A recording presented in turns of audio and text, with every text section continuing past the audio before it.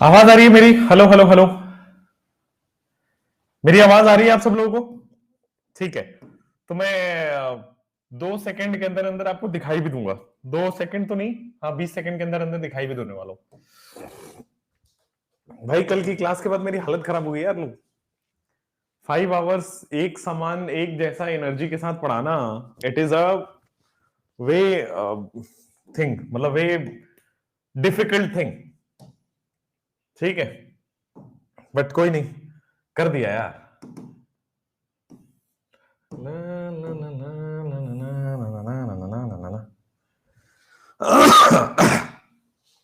आइए बच्चों, आज की क्लास अपन स्टार्ट करते हैं। आपको मजा आया कल की क्लास में? आपको कल की क्लास में मजा आया होगा, ये उम्मीद करता हूं मैं। How are you? ड्यूरेशन कम करिए। हाँ बेटा, ड्यूरेशन कम करते हैं। क्या क्या क्या क्या क्या क्या? एक सेकंड एक सेकंड, किसी ने तो कुछ तो कहा है किसी टीचर के बारे में। एक सेकंड एक सेकंड यार, तुम रुका करो यार। किसने कुछ लिखा था? अनुष्का मैम क्या, तो पता नहीं, आई डोंट नो। ठीक है चलिए, क्या लिखा था गाइज? पहले बताओ कहां थे आप? गाइज मैं एक्चुअली आज लेट उठा, क्योंकि मैं कल क्लास के बाद कुछ लोग मिलने आए थे, तो मैं उनसे मिलने चला गया था क्लास के बाद। हाँ तो उस, चुप हो जा भाई तुम। ये देखो, देख रहे हो?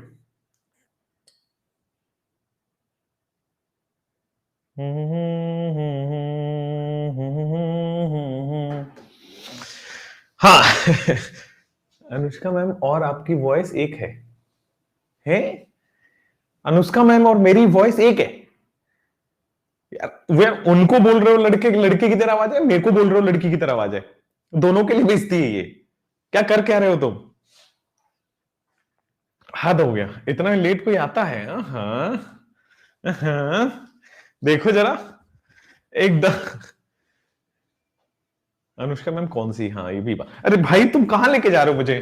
दूसरे मैडमों के बारे में चर्चा करवा रहे हो। आप वर्ल्ड के स्मार्टेस्ट गाइज हो, thank you so much. Smartest गाई होता है, गाइज नहीं होता पहले तो। चलो नेक्स्ट, आज की टॉपिक हम स्टार्ट करते हैं। कल वाली टॉपिक हमने कहां तक एंड किया था? तो देखो कल हम SN1 SN2 E1 E2 ये सारी रिएक्शन कर ली थी और इनके हम क्वेश्चंस कर रहे थे। ठीक है, तो आ जाओ, आज हम क्या करेंगे, उन्हीं SN1 SN2 E1 E2 का एप्लीकेशन पढ़ेंगे, यानी कि क्वेश्चंस करेंगे और रिएक्शन विथ मेटल वाला पार्ट करना है। तो आप सब लोग रेडी हैं? देखो आप कोशिश करो, गलत या सही ये बाद में डिसाइड होगा, बट हर क्वेश्चन में आपका जवाब कुछ होना चाहिए। ठीक है, तो आइए SN1 SN2 E1 E2 को पूरा रिवाइज करते हैं एप्लीकेशन वाले पार्ट से, यानी कि क्वेश्चन वाले पार्ट से।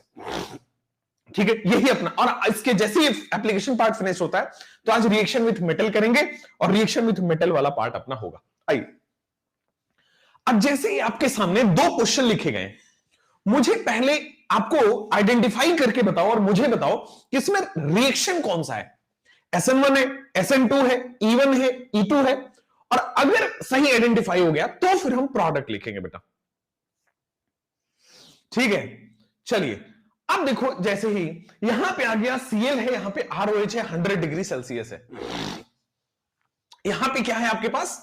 अल्काइल हैलाइड है और मेरे पास सॉल्वेंट और 100 डिग्री सेल्सियस टाइप का कुछ दिख रहा है। तो मैं कोशिश करता हूं इस रिएक्शन का नाम निकालने का। तो अल्काइल हैलाइड कौन सा है? 1 डिग्री, 2 डिग्री, 3 डिग्री, कौन सा है? तो अल्काइल हैलाइड जिस कार्बन से जुड़ा है उसकी डिग्री पता करो। तो इस कार्बन से जुड़ा है तो 1 2 3। अल्काइल हैलाइड में हैलोजन जिस कार्बन से जुड़ा है उसकी डिग्री 3 है।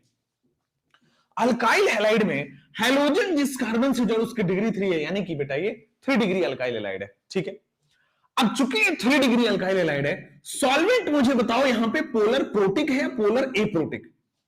सॉल्वेंट मुझे बताओ पोलर प्रोटिक है, पोलर एप्रोटिक? तो हाइड्रोजन मोर इलेक्ट्रोनेगेटिव से जुड़ा हुआ है सॉल्वेंट है, यानी कि PPS है, पोलर प्रोटिक सॉल्वेंट है। और पोलर प्रोटिक सॉल्वेंट है तो टेम्परेचर क्या होगा? टेम्परेचर आपके पास आएगा, हाई है या लो है? तो बेटे टेम्परेचर आपके पास सिंपली हाई होने वाला है। जल्दी से बता दीजिए, कोई दिक्कत नहीं होना चाहिए। अच्छा, इन तीनों कंडीशन को देख के आप क्या बोलते हो? SN1 देखो पहले 3 डिग्री है तो SN2 तो निकल गया, SN2 नहीं हो सकता। SN2 हमेशा लोअर डिग्री पे काम करता है, यानी कि 1 डिग्री 2 डिग्री पे काम करता है। 3 डिग्री पे SN2 सोचना पाप है, यानी कि SN2 नहीं होगा। अब बचा हमारे पास 3 ऑप्शन, SN1 हो सकता है या E1 हो सकता है या E2 हो सकता है। अब चूंकि टेम्परेचर हाई है तो SN1 नहीं हो सकता। टेम्परेचर हाई का मतलब एलिमिनेशन रिएक्शन होगा, या तो E1 हो सकता है या तो E2 हो सकता है। अब आ जाओ, अब E1 या E2 में से कुछ हो सकता है, SN1 SN2 नहीं होगा। अच्छा जी, E1 E2 में से भी कौन होगा? तो देखो सॉल्वेंट डिसाइड कर देगा। अगर पोलर प्रोटिक सॉल्वेंट है तो E1, और अगर पोलर एप्रोटिक होता तो हमारे पास E2 जाता। तो पोलर प्रोटिक सॉल्वेंट है तो E1 है। और E1 कैसे करते? सबसे पहले सर हैलोजन हटा के कार्बोकेटाइन बनाएंगे, एल्कीन बनाएंगे। तो हैलोजन हटाओ कार्बोकेटाइन बनाओ, तो आपके पास क्या बन जाएगा? हैलोजन हटाओ कार्बोकेटाइन बनाओ, तो ये आपके पास सर 6 मेंबर की रिंग है, यहां पे कार्बन के पास CH3 है। तो स्टेप नंबर 1 E1 कैसे चलता है? SN1 और E1 का स्टेप नंबर 1 एक ही तरह से चलता है, कार्बोकेटाइन बनता है। SN1 में न्यूक्लियोफाइल अटैक होता है और यहां पे एल्कीन का फॉर्मेशन होता है। अब मुझे बताओ एल्कीन कहां से बनाऊं? इस साइड से एल्कीन बनाऊं, यहां से एल्कीन बनाऊं, मतलब बॉटम से बनाऊं, टॉप से बनाऊं, लेफ्ट से बनाऊं? किधर से एल्कीन बनाने पे सबसे ज्यादा स्टेबल होगा? किधर से एल्कीन बनाने पे सबसे ज्यादा अल्फा H आएगा? तो मैंने यहीं पे देख लिया है कि सर अगर मैं ऊपर डालूंगा तो अल्फा H बहुत ही कम आएंगे। यहां पे अल्फा H है नहीं, यहां पे एक अल्फा H है, 1 2 3 4, यहां पे अल्फा H नहीं है, यहां पे एक अल्फा H है केवल और केवल। चलो, तो यहां पे तो बहुत कम हो गया। अगर मैं यहां बनाता हूं तो बेटा इस बेंजीन वाले कार्बन के 4 बॉन्ड बन जाएंगे, स्ट्रेन हो जाएगा। ये भी, इसमें भी मैक्सिमम 3 और 1 4 अल्फा H आ रहा है। लेकिन अगर आप डबल बॉन्ड यहां बना दो तो 3 यहां, 2 5 यहां, 2 7 यहां, 7 अल्फा H आ जाएगा। तो सबसे ज्यादा स्टेबल एल्कीन कहां से बनने वाला है? स्टेप नंबर 2 में हम वो वाला एल्कीन बनाते हैं जिसमें सबसे ज्यादा से ज्यादा अल्फा H हो। तो यहां पे आपके पास बच्चों सबसे ज्यादा से ज्यादा अल्फा H वाला एल्कीन होना पड़ेगा। मुझे लगता है कोई प्रॉब्लम नहीं है, बोलो है ना? बॉटम से नहीं होगा। अगर आप सोच रहे हो एक बार बॉटम से, मैं वैसे मिटाऊंगा, रफ वक्त के लिए बता रहा हूं, ध्यान देना। अगर आपके दिमाग में 1% भी बॉटम आ रहा है कि सर यहां लगा दो, तो आपके समझ में, और यहां पे पीएच लगा है यानी कि बेंजीन है, आप सब लोग सोच रहे हो सर रेजोनेंस होगा। अरे बेटा रेजोनेंस नहीं होगा भाई, रेजोनेंस नहीं होगा। पाई और पाई सीधा सीधा गया हुआ है, समझो बात को। और अगर आप यहां पे लगा रहे हो, मान लो यहां है, अगर आपने इसको यहां से हटा के और आप यहां लगाओगे तो रेजोनेंस हो रहा है। Now the resonance is very easily possible. अब पाई सिग्मा पाई बन गया है, now the resonance is easily possible. Clear हो गया? समझ में आया? चलो, इसलिए मैंने लेफ्ट में बनाया। एक तो अल्फा H ज्यादा है और रेजोनेंस तो है ही ना। चलो अब इसमें आओ, सर इसको आइडेंटिफाई करो। SN1 है, SN2 है, E1 है, E2 है। आइडेंटिफाई हो जाने के बाद प्रोडक्ट लिख डालो। हाँ हाँ, अगर हम नीचे डालेंगे तो 5 बॉन्ड भी बन जाएगा, दैट इज नॉट पॉसिबल। बिल्कुल सही बोला आपने। चलो, क्या आप ऑर्गेनिक में वन शॉट कराएंगे? बिल्कुल कराएंगे बच्चों। तो यहां आइए कि सर ये अल्काइल हैलाइड मैंने देखा है, ये 1 डिग्री है, 2 डिग्री है, 3 डिग्री है। तो हैलोजन जिस कार्बन से जुड़ा है उसकी डिग्री देखो, 1 कार्बन, 2 कार्बन, 3 कार्बन से जुड़ा है, यानी कि अल्काइल हैलाइड बेटे आपके पास 3 डिग्री है। ओके, सॉल्वेंट मुझे बताओ पोलर प्रोटिक लिया है या पोलर एप्रोटिक लिया है? तो solvent is polar protic solvent. Temperature high बोलेंगे या लो बोलेंगे? सर 25 डिग्री से कम वाले लो टेम्परेचर में काउंट हो जाएंगे। बोलो यहां तक क्लियर है? 25 डिग्री से कम वाले लो टेम्परेचर में काउंट होंगे, कोई प्रॉब्लम परेशानी वाली बात नहीं है ना, आगे बढ़ सकते। अब सब लोग कह रहे हैं SN1 है, आपको मैं एक बार चेक करके बताता हूं। देखो, अगर लो टेम्परेचर है तो एलिमिनेशन नहीं हो सकता, यानी कि E1 E2 नहीं हो सकता। एलिमिनेशन हाई टेम्परेचर पे होता है, सब्स्टिट्यूशन लो टेम्परेचर पे होता है, यानी कि SN1 या SN2 हो सकता है। SN2 तो होगा ही नहीं, रीजन देखो 3 डिग्री, 3 डिग्री में SN2 संभव ही नहीं है, यानी कि SN1 होगा। तो यहां से ये पता चल गया है कि this reaction will give E1 product and this reaction will give SN1 product. अच्छा, अब चूंकि SN1 आएगा तो क्या होगा आपके पास? ये रहे आपके पास benzene benzene benzene benzene, benzene नहीं है, साइक्लोहेक्सेन है। साइक्लोहेक्सेन के बाद अगले कार्बन पे क्या आने वाला है? ऊपर बेटा आपके पास मिथाइल आने वाला है, और नीचे आपके पास क्या आने वाला है? तो नीचे आपके पास पीएच यानी कि बेंजीन आने वाला है। और हाइड्रोजन SN1 है ना, तो SN1 में कार्बोकेटाइन बनेगा। ओके, SN1 में स्टेप नंबर 1 कार्बोकेटाइन है। क्या कोई एक्सपेंशन या क्या कोई रीअरेंजमेंट किसी तरह का संभव है? नहीं। क्योंकि ये कार्बोकेटाइन रेजोनेंस स्टेबलाइज्ड है, हाईली स्टेबलाइज्ड है, इसका मतलब ये आगे फर्दर और स्टेबल नहीं हो रहा है, यानी कि कार्बोकेटाइन रीअरेंजमेंट या एक्सपेंशन संभव बिल्कुल भी नहीं है। अच्छा, अब कार्बोकेटाइन रीअरेंजमेंट या संभव नहीं है तो क्या करोगे? OH second step is what? OH minus का अटैक होगा। क्या यहां पे गंगाधरी शक्तिमान है? क्या न्यूक्लियोफाइल ही सॉल्वेंट है या सॉल्वेंट ही न्यूक्लियोफाइल है? क्या ये वीक न्यूक्लियोफाइल है? तो OH माइनस नेगेटिव पार्ट यहां से आएगा और गंगाधरी शक्तिमान है, यानी कि आपके पास वीक न्यूक्लियोफाइल है, सॉल्वेंट ही न्यूक्लियोफाइल है, तो आपके पास आ जाएगा कार्बन, यहां पे आ जाएगा मिथाइल, नीचे आ जाएगा पीएच और आपके सामने बेटा OH आ जाएगा। मेरे हिसाब से कोई प्रॉब्लम वाली बात नहीं होनी चाहिए। जो बोलो हाँ या ना, क्लियर है, कोई प्रॉब्लम नहीं है, आगे बढ़ते हैं।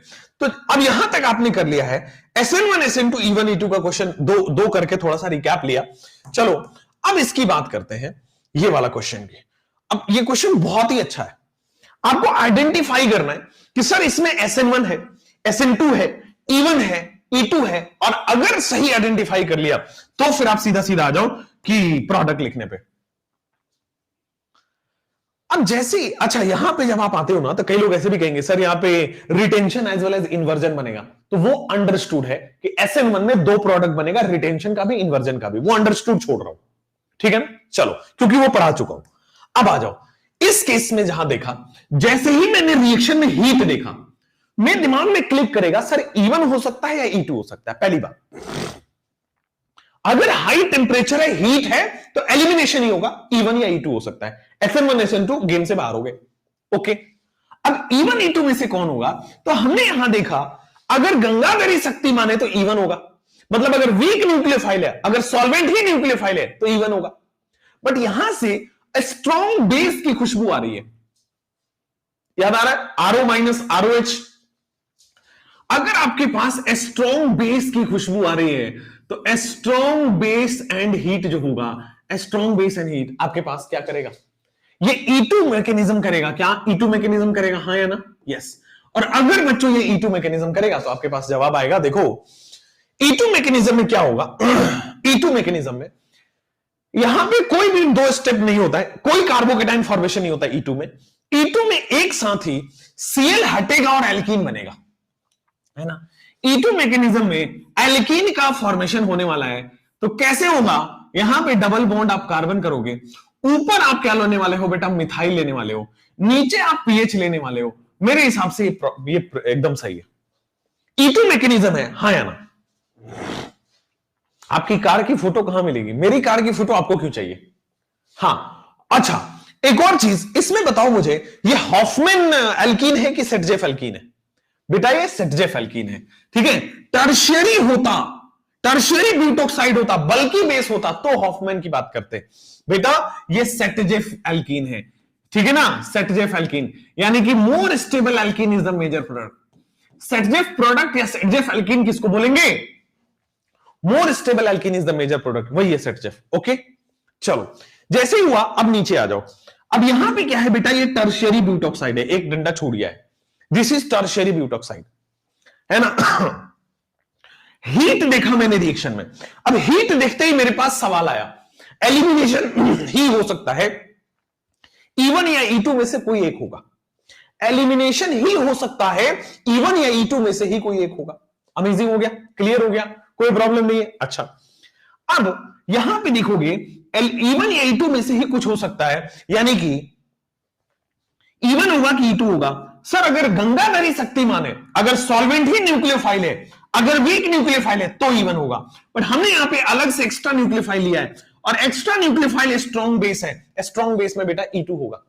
अच्छा, अब E2 होगा तो क्या होगा सर? यहां पे Cl हटेगा और डबल बॉन्ड बनेगा, E2 हटेगा तो Cl, लेकिन लेकिन लेकिन अब आप जैसे ही आप जाओगे तो सर यहां पे सेटजेफ एल्कीन बनेगा कि हॉफमैन एल्कीन बनेगा?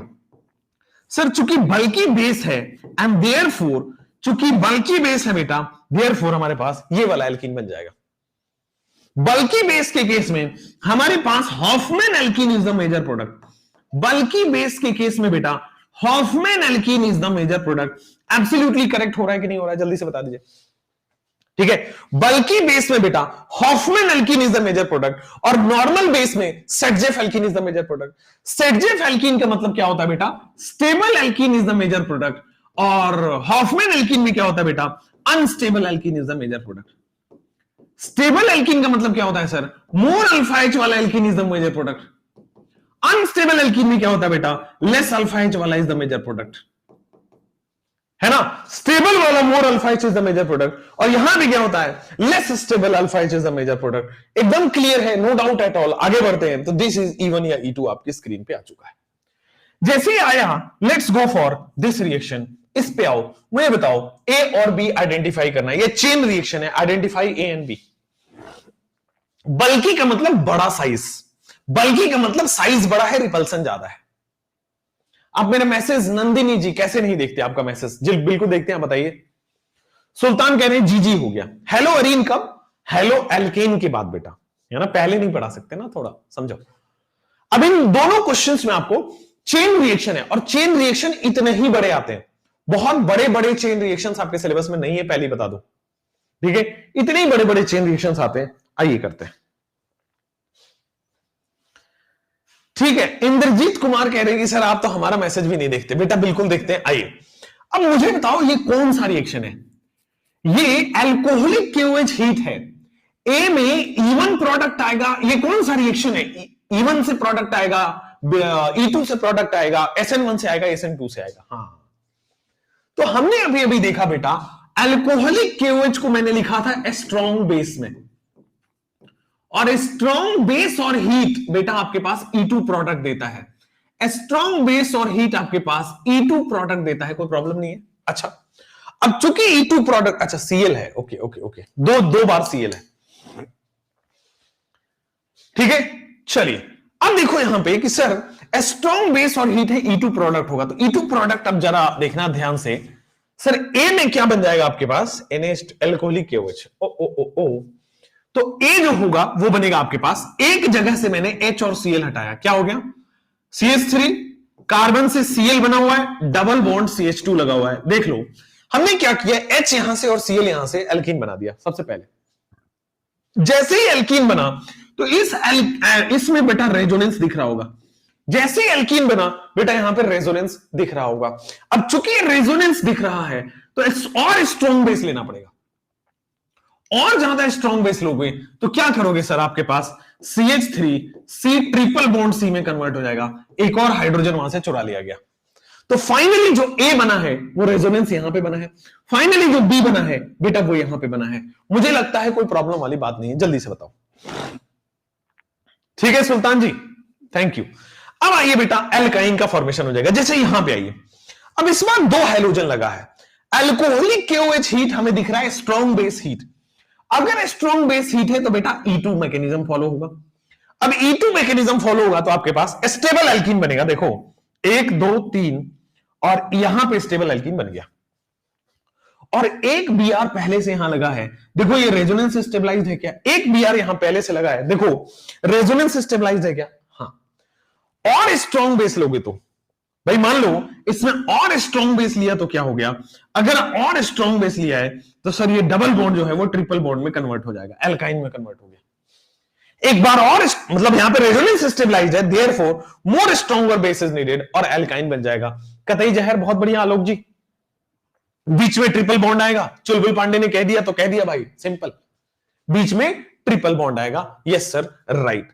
अब आपके पास आइडेंटिफाई ए एंड बी के बाद नेक्स्ट आपके पास इस तरह से लिखना आता है, identify the reaction and find the product. ये थोड़े छोटे लेवल के सवाल है। Identify the reaction and identify the product, मतलब पहले रिएक्शन आइडेंटिफाई करिए, फिर प्रोडक्ट अपने आप आइडेंटिफाई हो जाएगा।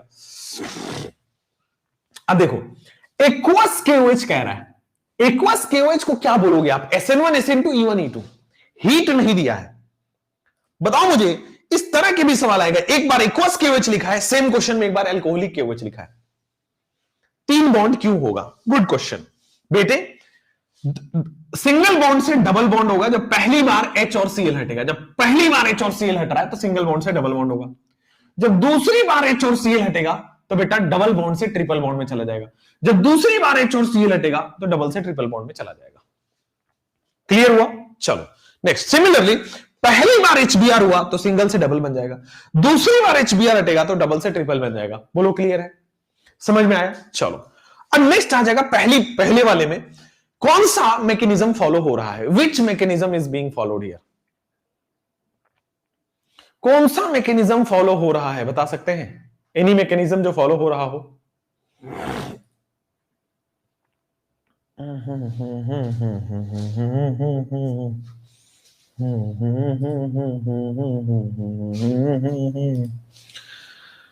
कौन सा मैकेनिज्म फॉलो हो रहा है यार?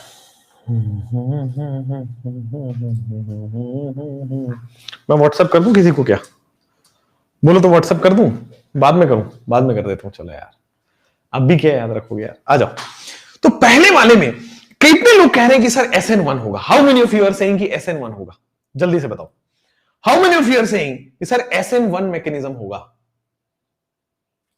SN1 कितने लोग हैं? यस यस, बहुत बढ़िया बहुत बढ़िया, good good, SN1 mechanism, nice. अगर आप SN1 मैकेनिज्म कह रहे हैं तो मेरा भी कुछ मन कह रहा है कहने को, लेकिन कहूंगा नहीं। अरे भैया SN2 मैकेनिज्म होगा ना रे। अरे यार SN2 मैकेनिज्म होगा ना, ये 1 डिग्री है, ये 1 डिग्री अल्काइल हैलाइड में कब से SN1 मैकेनिज्म होगा? मैं कह रहा था ना मेरा भी कुछ मन कह रहा है कहने को, लेकिन कहूंगा नहीं। इतना पढ़ाने के बाद आप आके यहाँ पे ना ऐसे धप्पा देके चले जाते हो कि सर गलत बता दिया। अरे यार अल्काइल हैलाइड है, ये SN1 है, SN2 है। हम मान लिया कि गंगाधरी यहां पे क्या है, एक्वस KOH लिया है। क्या पोलर प्रोटिक सॉल्वेंट ही न्यूक्लियोफाइल है यहाँ पे? यार क्या वाटर न्यूक्लियोफाइल है? क्या अल्कोहल न्यूक्लियोफाइल है? या अलग से बेस लिया है? बेटा अलग से एक्वस KOH बेस लिया है। और ये क्या हो जाएगा 1 डिग्री अल्काइल हैलाइड में, ये मॉडरेट न्यूक्लियोफाइल, याद आया मॉडरेट न्यूक्लियोफाइल लिखाया था बेटा। यहां पे SN2 मैकेनिज्म फॉलो होगा। SN1 वालों, SN1 3 डिग्री में होता है भैया। अच्छा नेक्स्ट, अब जैसे ही आपने किया तो क्या होगा SN2 मैकेनिज्म में? SN2 मैकेनिज्म में 1 स्टेप रिएक्शन है, एक ही बार में Cl हटेगा और आपके सामने क्या बन जाएगा? एक्वस KOH, यानी कि OH माइनस जाके अटैच होगा। ठीक है, CH3COH2 और आगे जाओगे एक्वस, फिर जाके आपके पास अटैच हो गया है। बोलो क्लियर है? अब आगे बढ़ो। अल्कोहलिक KOH, अब क्या सोच रहे हो? E1 होगा, E2 होगा, क्या होगा? सर क्या गंगाधरी शक्तिमान है? क्या सॉल्वेंट ही न्यूक्लियोफाइल है? क्या वीक न्यूक्लियोफाइल है? नहीं। तो क्या है सर ये स्ट्रॉन्ग है? हाँ, अल्कोहलिक KOH एक स्ट्रॉन्ग बेस में काउंट होता है, और स्ट्रॉन्ग बेस वाले बेटा E2 मैकेनिज्म देते हैं, वीक वाले E1 देते, स्ट्रॉन्ग वाले E2 देंगे। तो क्या E2 मैकेनिज्म फॉलो होगा? E2 मैकेनिज्म में क्या होगा सर? बीटा से हाइड्रोजन, अल्फा से हैलोजन रिमूव हो जाता है। ठीक है, बीटा से हाइड्रोजन और अल्फा से हैलोजन रिमूव हो जाता है। CH2 double bond CH2 alkene यानी कि इथीन बनके तैयार हो गया। पहले वाले में आपके पास SN2 होगा, दूसरे वाले में आपके पास E2 होगा, और पहले वाले में अल्कोहल बनेगा, दूसरे वाले में एल्कीन बनेगा। बोलो क्लियर है? डिफरेंट कार्बन से हाइड्रोजन, बिल्कुल सही बात है, डिफरेंट सही हटाया मैंने। यहां से अगर हाइड्रोजन हटाए तो यहां से आपके हाइड्रोजन हटाए, कोई प्रॉब्लम नहीं है। हाँ कह रहे हीट तो नहीं है, कोई बात नहीं, अगर हीट नहीं है तो हीट आपको मेंशन कर लेना है, हीट नहीं है तो हीट मेंशन कर लेना है। चलिए हो गया डाउट क्लियर? अब ये वाले क्वेश्चन में आओ, इन दोनों में आपके क्या ख्याल है? व्हाट इज द ख्याल इन दिस क्वेश्चन? मुझे बताओ H2 15 डिग्री सेल्सियस और H2 80 डिग्री सेल्सियस, बस एक टेम्परेचर का फर्क है, अल्काइल हैलाइड सेम है, सॉल्वेंट सेम है। अगर लो टेम्परेचर है बेटा, अगर लो टेम्परेचर है तो क्या मैं लिख दूं 25 डिग्री से कम पर तो SN1 मैकेनिज्म होगा। पहला वाला SN1 गर्दा मच गया। नीचे वाले पे आओ, अगर हाई टेम्परेचर है 50 डिग्री से ज्यादा है तो क्या यहां पे E1 मैकेनिज्म होगा? बहुत बढ़िया। लेकिन चाहे SN1 हो चाहे E1 हो, होता तो एक जैसा ही है, कार्बोकेटाइन बनेगा। आइए तो सबसे पहला स्टेप में यही होने वाला है कि हमारे पास कार्बोकेटाइन बन गया। क्या बन गया? हमारे पास कार्बोकेटाइनवा बन गया है। अच्छा जी, क्या ये कार्बोकेटाइन बन गया है तो रीअरेंजमेंट होगा या नहीं होगा? क्या ये कार्बोकेटाइन बन गया है तो रीअरेंजमेंट होगा नहीं होगा? नहीं सर, हाईएस्ट डिग्री पे है, अब इसका रीअरेंजमेंट कराओगे तो या तो 1 डिग्री बनेगा, 2 डिग्री बन जाएगा, लोअर डिग्री बन जाएगा, अनस्टेबल है। तो अभी हायर डिग्री पे है, स्टेबल है। अब क्या होगा? चूंकि ये हायर डिग्री पे है, चूंकि ये स्टेबल है, तो आपके पास बेटे स्टेबल अल्कीन बन जाएगा, तो आपके पास बेटे स्टेबल अल्कीन बन जाएगा, और इस तरह से स्टेबल अल्कीन बनके तैयार हो गया। पहले क्या होगा आपके पास? SN1 मैकेनिज्म, पहले क्या होगा आपके पास SN1 मैकेनिज्म, और फिर क्या होगा आपके पास E1 मैकेनिज्म। ठीक है, SN1 और E1 मैकेनिज्म। तो SN1 में आपके पास कार्बोकेटाइन बन के एल्कीन बनेगा, E1 में भी कार्बोकेटाइन बन के एल्कीन बनेगा, प्रोडक्ट सेम है, बस मैकेनिज्म अलग अलग है। ऊपर वाले में OH होगा, बिल्कुल सही आपने बोला।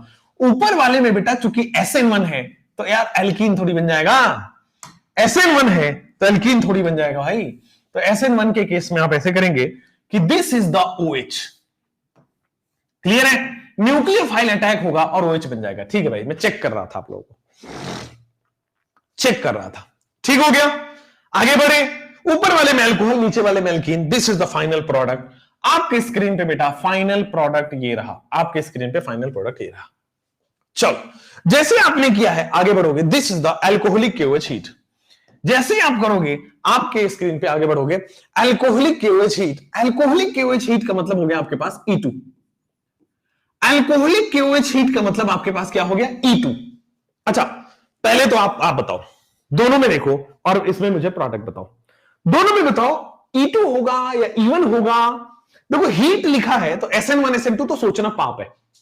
हीट लिखा है मतलब E1 E2 में से कुछ हो सकता है। यहां भी हीट लिखा है, यहां भी हीट लिखा है, डेल्टा का मतलब हीट है। अच्छा, अब स्ट्रॉन्ग बेस के साथ हीट है तो E2 मैकेनिज्म होगा, स्ट्रॉन्ग बेस के साथ हीट है तो E2 मैकेनिज्म होगा।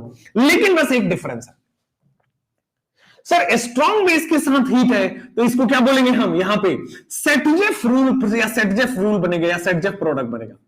क्या बनेगा, सेटजेफ रूल या सेटजेफ प्रोडक्ट बनेगा E2 मैकेनिज्म में। क्या बनने वाला है, सेटजेफ रूल या सेटजेफ प्रोडक्ट। यहां पे इसमें आपके पास हॉफमैन रूल या हॉफमैन प्रोडक्ट बनेगा। बल्कि बेस जब भी आ जाए तो आपके पास हॉफमैन रूल या हॉफमैन प्रोडक्ट बनता है। अगर नॉर्मल बेस आए, स्ट्रॉन्ग बेस आए, तो आपके पास सेटजेफ रूल बनता है। सेटजेफ रूल, सेटजेफ प्रोडक्ट क्या कहता है कि सर आपके पास higher stable alkene will be the major product. बनेगा E2 बनेगा। तो E2 बनेगा तो क्या आपके पास स्टेबल एल्कीन यही है, देख लो सबसे ज्यादा स्टेबल एल्कीन यही है। लीजेंड, अभी बेटा लीजेंड की तरह काम करो, ये स्पैमिंग मत करो। अब आ जाओ, E2 के बाद हॉफमैन रूल बनेगा। अब हॉफमैन रूल आप ऊपर से डबल बॉन्ड बना दो भाई, जिधर से अल्फा H कम है उधर से आपने डबल बॉन्ड बनाया। अब ऊपर से भी बना सकते हो, लेफ्ट से भी बना सकते हो, कहीं से बना सकते हो। ठीक है, समझ में आया। नीचे वाले में E2 कैसे, स्ट्रॉन्ग बेस एंड हीट है हमेशा E2 होता है। ठीक है ना, स्ट्रॉन्ग बेस एंड हीट है हमेशा E2 ही होता है। क्लियर है, नो डाउट एट ऑल। चलिए, तो आपके पास SN1 SN2 E1 E2 के इतने सारे एग्जांपल्स आपके पास हैं। आप देख के बताओ क्या आपको कोई प्रॉब्लम है, कोई दिक्कत है, नहीं होनी चाहिए। यहां पे मुझे बताओ SN1 होगा, SN2 होगा, E1 E2 होगा। बेटा हाई टेम्परेचर है, 50 डिग्री से ऊपर वाले को हाई टेम्परेचर बोलते हैं, यानी कि E1 E2 में से कुछ होगा। अगर गंगाधरी शक्ति माने तो E1 होगा, यानी कि सॉल्वेंट ही न्यूक्लियोफाइल है तो E1 होगा। लेकिन अगर अलग से कोई स्ट्रॉन्ग बेस लिया होगा तो E2 होगा। लेकिन यहां पे देखा कि सॉल्वेंट ही न्यूक्लियोफाइल है, गंगाधर ही शक्ति माइनर, बेटा यहां पे E1 मैकेनिज्म फॉलो होगा। अब E1 मैकेनिज्म में क्या होगा सर, आपके पास कार्बोकेटाइन बनेगा। अब E1 मैकेनिज्म में क्या होगा, आपके पास कार्बोकेटाइन बनेगा और कार्बोकेटाइन फर्दर रीअरेंज होगा और रीअरेंज होकर बेटा एल्कीन बन जाएगा। आपके पास कार्बोकेटाइन बनेगा, कार्बोकेटाइन रीअरेंज होगा और रीअरेंज होकर फर्दर आपके पास एल्कीन बन जाएगा। बोलो हाँ या ना। चलो, यहां पे आप देखो सर ये कौन सा है, E1 होगा कि E2 होगा। होना E1 E2 में से है क्योंकि हीट दिया है, तो E1 होगा कि E2 होगा। तो अब हमने सोचा कि सर गंगाधरी शक्ति माने क्या, सॉल्वेंट ही न्यूक्लियोफाइल है क्या, नहीं, तो E1 नहीं होगा। क्या स्ट्रॉन्ग न्यूक्लियोफाइल बाहर से लिया है, हाँ, कोई बाहरी मेहमान आ रहा है, बाहरी स्ट्रॉन्ग न्यूक्लियोफाइल है, बाहरी स्ट्रॉन्ग बेस है, तो क्या वो E2 मैकेनिज्म को फॉलो करेगा। बट चूंकि ये टर्शियरी ब्यूटॉक्साइड है सर, यहां पे हॉफमैन प्रोडक्ट बनेगा। चूंकि ये टर्शियरी ब्यूटॉक्साइड है बेटा, हॉफमैन रूल से प्रोडक्ट बनेगा, हॉफमैन प्रोडक्ट बनेगा। अच्छा, हॉफमैन प्रोडक्ट का मतलब होता है less stable alkene is the major product. Hofmann का मतलब होता है less stable alkene is the major product. बोलो कोई प्रॉब्लम नहीं, कोई दिक्कत नहीं, आगे बढ़ सकते हैं। E2 एंड हॉफमैन बनने वाला है, एब्सोल्युटली करेक्ट। तो प्रोडक्ट आपका अलग हो गया। E2 के साथ जनरली बीच में पाई बॉन्ड आता है, वो ना बन के यहां पे हॉफमैन प्रोडक्ट बनेगा। रीजन बल्कि बेस हमेशा हॉफमैन प्रोडक्ट को फॉलो करता है। बोलो हरिओम पांडे जी, एकदम सही है क्या। चलिए, अब जैसे आपने ये देखा, हम आगे बढ़ते हैं बेटा। आपके पास ये वाला क्वेश्चन बताओ, एक्वस NaOH और ROH, दो एल्कोहल, दो आपके पास दे दिया है, एक्वस NaOH और ROH क्या बनेगा। ला ला ला ला ला, PHCH2Cl में एक्वस NaOH और ROH। बताओ तो सर आपके पास एक्वस, अभी पहले वाले में PHCH2Cl, यहां पे SN1 होगा कि SN2 होगा, जल्दी से बोलो। पहले वाले में पहले आप समझो कि रिएक्शन कौन सा होगा, मेजर वही है कि रिएक्शन कौन सा होगा। इसमें रिएक्शन कौन सा होने वाला है?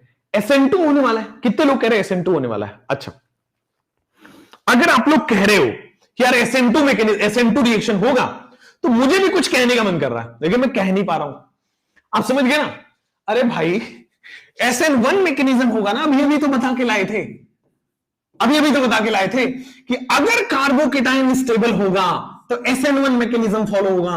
पीएच का मतलब बेंजीन हीविंग होता है।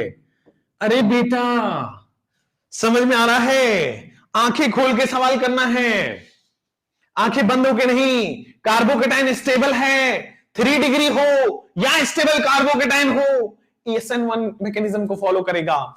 तो क्या ये कार्बोकेटाइन स्टेबल है तो SN1 मैकेनिज्म को फॉलो करेगा?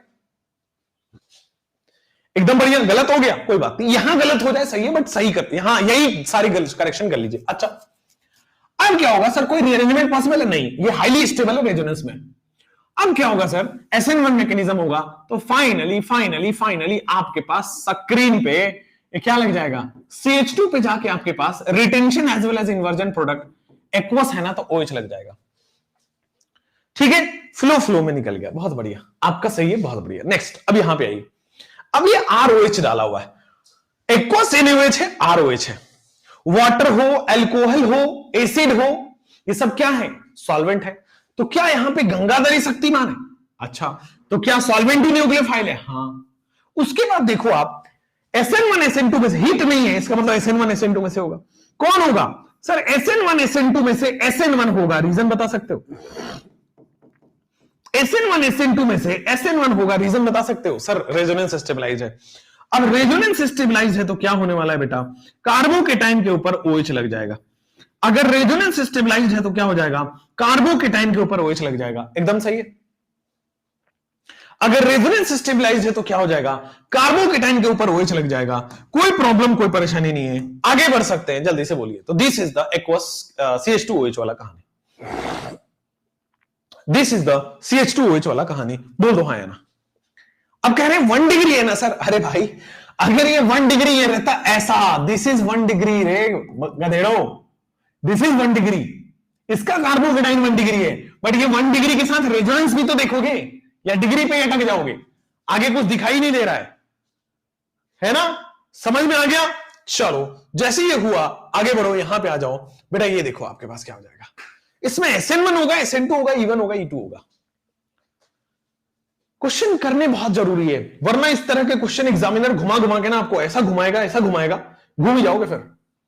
आओ इस क्वेश्चन को करो कि क्या इसमें SN1 होगा, SN2 होगा, E1 होगा, E2 होगा। अब देखो सबको दिख रहा होगा 1 डिग्री है, तो मन करेगा आपको वो करने का, SN2 करने का, बट मैं कहूंगा SN2 करने से पहले एक बार कार्बोकेटाइन जरूर बना के आओ। मैं कहूंगा SN करने से पहले कार्बोकेटाइन जरूर बना के आओ। तो आ जाओ कार्बोकेटाइन बनाओ। अब ये कार्बोकेटाइन बेटा स्टेबल है, क्या है आपके पास? अब ये कार्बोकेटाइन आपके पास स्टेबल है, तो चूंकि कार्बोकेटाइन स्टेबल है, फाइनली आपके पास क्या बनेगा? न्यूक्लियोफाइल अटैक कर जाएगा। फाइनली आपके पास OH अटैक कर जाएगा एंड CH2 पे OH अटैक कर जाएगा, और ये बन जाएगा। CH2 पे OH अटैक करेगा और ये बन जाएगा। हाँ, रेजोनेंस है इसलिए बेटा SN1 बनेगा। बिल्कुल सही जवाब है, नो डाउट एट ऑल, यहां तक कोई दिक्कत ही नहीं है बेटा। इस बार केमिस्ट्री में 180 लाएंगे। थैंक यू, ग्रेट यार मानसी, ग्रेट। यहां पे आइए, अब इसके बारे में क्या ख्याल है? ये SN1 होगा, SN2 होगा, E1 होगा, E2 होगा, सेम है क्या? अल्काइल हैलाइड तो बेटा सेम है, यानी कि कार्बोकेटाइन भी सेम बनेगा। अब बताओ, कार्बोकेटाइन चूंकि रेजोनेंस स्टेबलाइज्ड है तो SN1 मैकेनिज्म फॉलो होगा। SN1 मैकेनिज्म फॉलो होगा, प्रोडक्ट भी आपके पास सेम ही बनने वाला है। CH2 डबल बॉन्ड CH, और यहां पे एक्वस लिया है, पानी का OH अटैक कर देगा। एक्वस में पानी का न्यूक्लियोफाइल आ जाता है। SN1 है, स्टेबल कार्बोकेटाइन है, बढ़िया। दोनों ही रिएक्शन यहां पे SN1 थे। इस क्वेश्चन को करो, इस क्वेश्चन को करो। यहां बताओगे आप, एक्वस के OH ऊपर लगा हुआ है और NaNH2 नीचे लगा हुआ है। मुझे बताओगे कि कौन SN1 है, कौन SN2 है, कौन E1 है, कौन E2 है? चारों में से आप मुझे केवल रिएक्शन बताओ। चारों में से बेटा केवल आप रिएक्शन वो बताओ। दोनों SN2 है। आर्यन मौर्य, क्या गलत हो गया बेटा आपका? क्या गलत है? ये पिछले वाले क्वेश्चन एकदम सही है बेटा। ये वाटर है, सॉल्वेंट ही न्यूक्लियोफाइल है। एक्वस NaOH है, यहां भी सॉल्वेंट ही न्यूक्लियोफाइल है। ठीक हो गया ना? पानी है, पानी इस्तेमाल हो रहा है, तो दैट इज SN1 मैकेनिज्म। ऊपर वाला SN2 होगा? नहीं बेटा, जब जब स्टेबल कार्बोकेटाइन बनेगा वो SN1 ही होगा। स्टेबल कार्बोकेटाइन हमेशा SN1 मैकेनिज्म देगा। ठीक हो गया है? क्लियर हो गया है? अच्छा, ये वाला SN2 होगा, एक्वस NaOH। कार्बोकेटाइन स्टेबल बना है और सॉल्वेंट ही न्यूक्लियोफाइल है। हाँ, SN2 होगा, बिल्कुल सही बोला आपने। अरे बेटा, पानी थोड़ी लिया था, वाटर थोड़ी था, या अल्कोहल थोड़ी था, हमने अलग से बेस लिया है। जब अलग से बेस लिया है, एक्स्ट्रा न्यूक्लियोफाइल है, गंगाधरी शक्तिमान नहीं है, सॉल्वेंट ही न्यूक्लियोफाइल नहीं है, तो यहां पे एक तो SN1 होगा, नीचे वाला SN2 होगा। Thank you Maurya ji, thank you so much. चलिए अब इसमें आइए नीचे, इसमें एक्वस KOH में क्या होने वाला है? अब देखो, सबसे पहले तो कार्बोकेटाइन बना के देखो। तो कार्बोकेटाइन बना के देखोगे तो CH2 आ रहा है, डबल बॉन्ड CH आ रहा है। कार्बोकेटाइन बना के देखोगे तो ये बनेगा कार्बोकेटाइन, हाँ या ना? ठीक है। अब अच्छा, ये बनेगा कार्बोकेटाइन, तो क्या होगा? एक्वस KOH में आप इस पे अटैक करा दो। एक्वस के प्रोडक्ट लिखना तो दुनिया का सबसे आसान काम है, आंसर लाना इस दुनिया का सबसे आसान काम है। अब इस आंसर में देखो मैकेनिज्म क्या है। मैकेनिज्म क्या है तो देखो, एक्वस KOH आपने लिया है, अनस्टेबल कार्बोकेटाइन है। क्या है बेटा? ये जो कार्बोकेटाइन बना वो अनस्टेबल बना है, यानी कि SN1 की तरफ नहीं जाएगा। क्या सॉल्वेंट ही न्यूक्लियोफाइल है? नहीं। क्या सॉल्वेंट ही न्यूक्लियोफाइल है? नहीं, सॉल्वेंट न्यूक्लियोफाइल नहीं है। क्या एक्स्ट्रा न्यूक्लियोफाइल लिया गया है? हाँ, तो अगर एक्स्ट्रा न्यूक्लियोफाइल लिया गया तो क्या हो जाएगा बेटा? ये अनस्टेबल है, फटाक से OH अटैक करेगा और आपके पास ये क्या हो जाने वाला है? E1 E2 SN1 SN2 क्या होगा? होगा जल्दी बोलो। SN2 mechanism. हीट नहीं है तो E1 E2 नहीं हो सकता, SN1 नहीं होगा क्योंकि स्टेबल कार्बोकेटाइन नहीं है, एक्स्ट्रा न्यूक्लियोफाइल है तो इसलिए SN2 हो जाएगा। अच्छा, नीचे आ जाओ, E2 होगा, क्या होगा? इसमें हीट है तो E1 E2 होगा, हीट है तो E1 E2 होगा, बट हमने स्ट्रॉन्ग बेस और हीट लिया है तो स्ट्रॉन्ग बेस और हीट में बेटा E2 मैकेनिज्म लगता है। ठीक है, स्ट्रॉन्ग बेस और हीट में E2 मैकेनिज्म लगता है, तो यहां पे क्या होगा आपके पास? CH2, finally double bond CH। ठीक है, Cl हट के आपके पास NH2 लगेगा, Cl हट के NH2 लगेगा और आपके पास NaCl प्रोडक्ट बन जाएगा। Cl हट के NH2 लग जाएगा और आपके पास NaCl प्रोडक्ट बन जाएगा। बोलो हाँ या ना? ठीक है, और आपके पास NaCl प्रोडक्ट बन जाएगा। E2 मैकेनिज्म, बोलो हाँ या ना जल्दी से। क्लियर है? कोई दिक्कत नहीं है? चलिए नेक्स्ट इज आपके पास, नेक्स्ट इज ला ला ला ला। जैसे ही आपने ये किया और आप इसको लिख लीजिए गलत है। अरे बेटा, E2 मैकेनिज्म में एल्कीन बनेगा, E2 मैकेनिज्म में एल्कीन बनेगा, फ्लो में नहीं करिए। तो क्या होगा? Cl यहां से हटेगा, H यहां से हटेगा, Cl यहां से हटेगा, H यहां से हटेगा, फ्लो में बेटा SN1 और E1 E2 में। देखो, बहुत ब्रॉड थिंकिंग दिमाग में रखिएगा कि SN1 में ही न्यूक्लियोफाइल अटैक होगा, SN2 में ही न्यूक्लियोफाइल अटैक होगा, E1 E2 में भी मन करता है देख के NH2 लगा दो, बट ऐसा करना नहीं है। Cl हटेगा, H लगेगा, अल्काइन बनता है। E1 E2 में आपके पास अल्काइन बनेगा। जैसे मान लो आपके पास ये प्रोडक्ट रहा, what will be the product? जैसे मान लो आपके पास ये प्रोडक्ट रहता है तो क्या होगा? सर अल्कोहल है, हीट है, हाई टेम्परेचर है, E1 बोलोगे कि E2 बोलोगे? अल्कोहल है, अब E1 बोलोगे कि E2 बोलोगे? तो गंगाधरी शक्तिमान है सर, सॉल्वेंट ही न्यूक्लियोफाइल है, और अगर सॉल्वेंट ही न्यूक्लियोफाइल है तो E1 मैकेनिज्म जाएगा। अल्कोहल है, वाटर है, वही न्यूक्लियोफाइल है तो E1 मैकेनिज्म चला जाएगा। बढ़िया हो गया। लेकिन अगर अल्कोहलिक KOH हीट है, स्ट्रॉन्ग बेस हीट है, तो E2 मैकेनिज्म चला जाएगा। बोलो कोई प्रॉब्लम नहीं है। E1 E2 दोनों में एल्कीन बनता है और स्टेबल क्या बनना है? स्टेबल एल्कीन बनना। अच्छा, यहां पे जब आप प्रोडक्ट बनाओगे तो हो सकता है आपके पास गड़बड़ी हो, क्योंकि E1 में बेटा सबसे पहले कार्बोकेटाइन बनता है। ठीक है, हाँ, यहां बसंती नाचेगी, बहुत सही बात है। तो आपके पास क्या हो जाने वाला है बेटा? कार्बोकेटाइन को नंबर 1 दोगे, इसको नंबर 2 दोगे, इसको नंबर 3 दोगे, इसको नंबर 4 दोगे, इसको नंबर 5 दोगे, इसको नंबर 6 दोगे। क्या होने वाला है? 5 मेंबर की रिंग जो है वो 6 मेंबर की रिंग में कन्वर्ट हो जाएगी। जो 5 मेंबर की रिंग है बच्चों वो 6 मेंबर की रिंग में कन्वर्ट हो गई, ठीक है। उसके बाद 1 हो गया, 2 हो गया, 3 हो गया, 4 हो गया, 5 हो गया, 6 हो गया।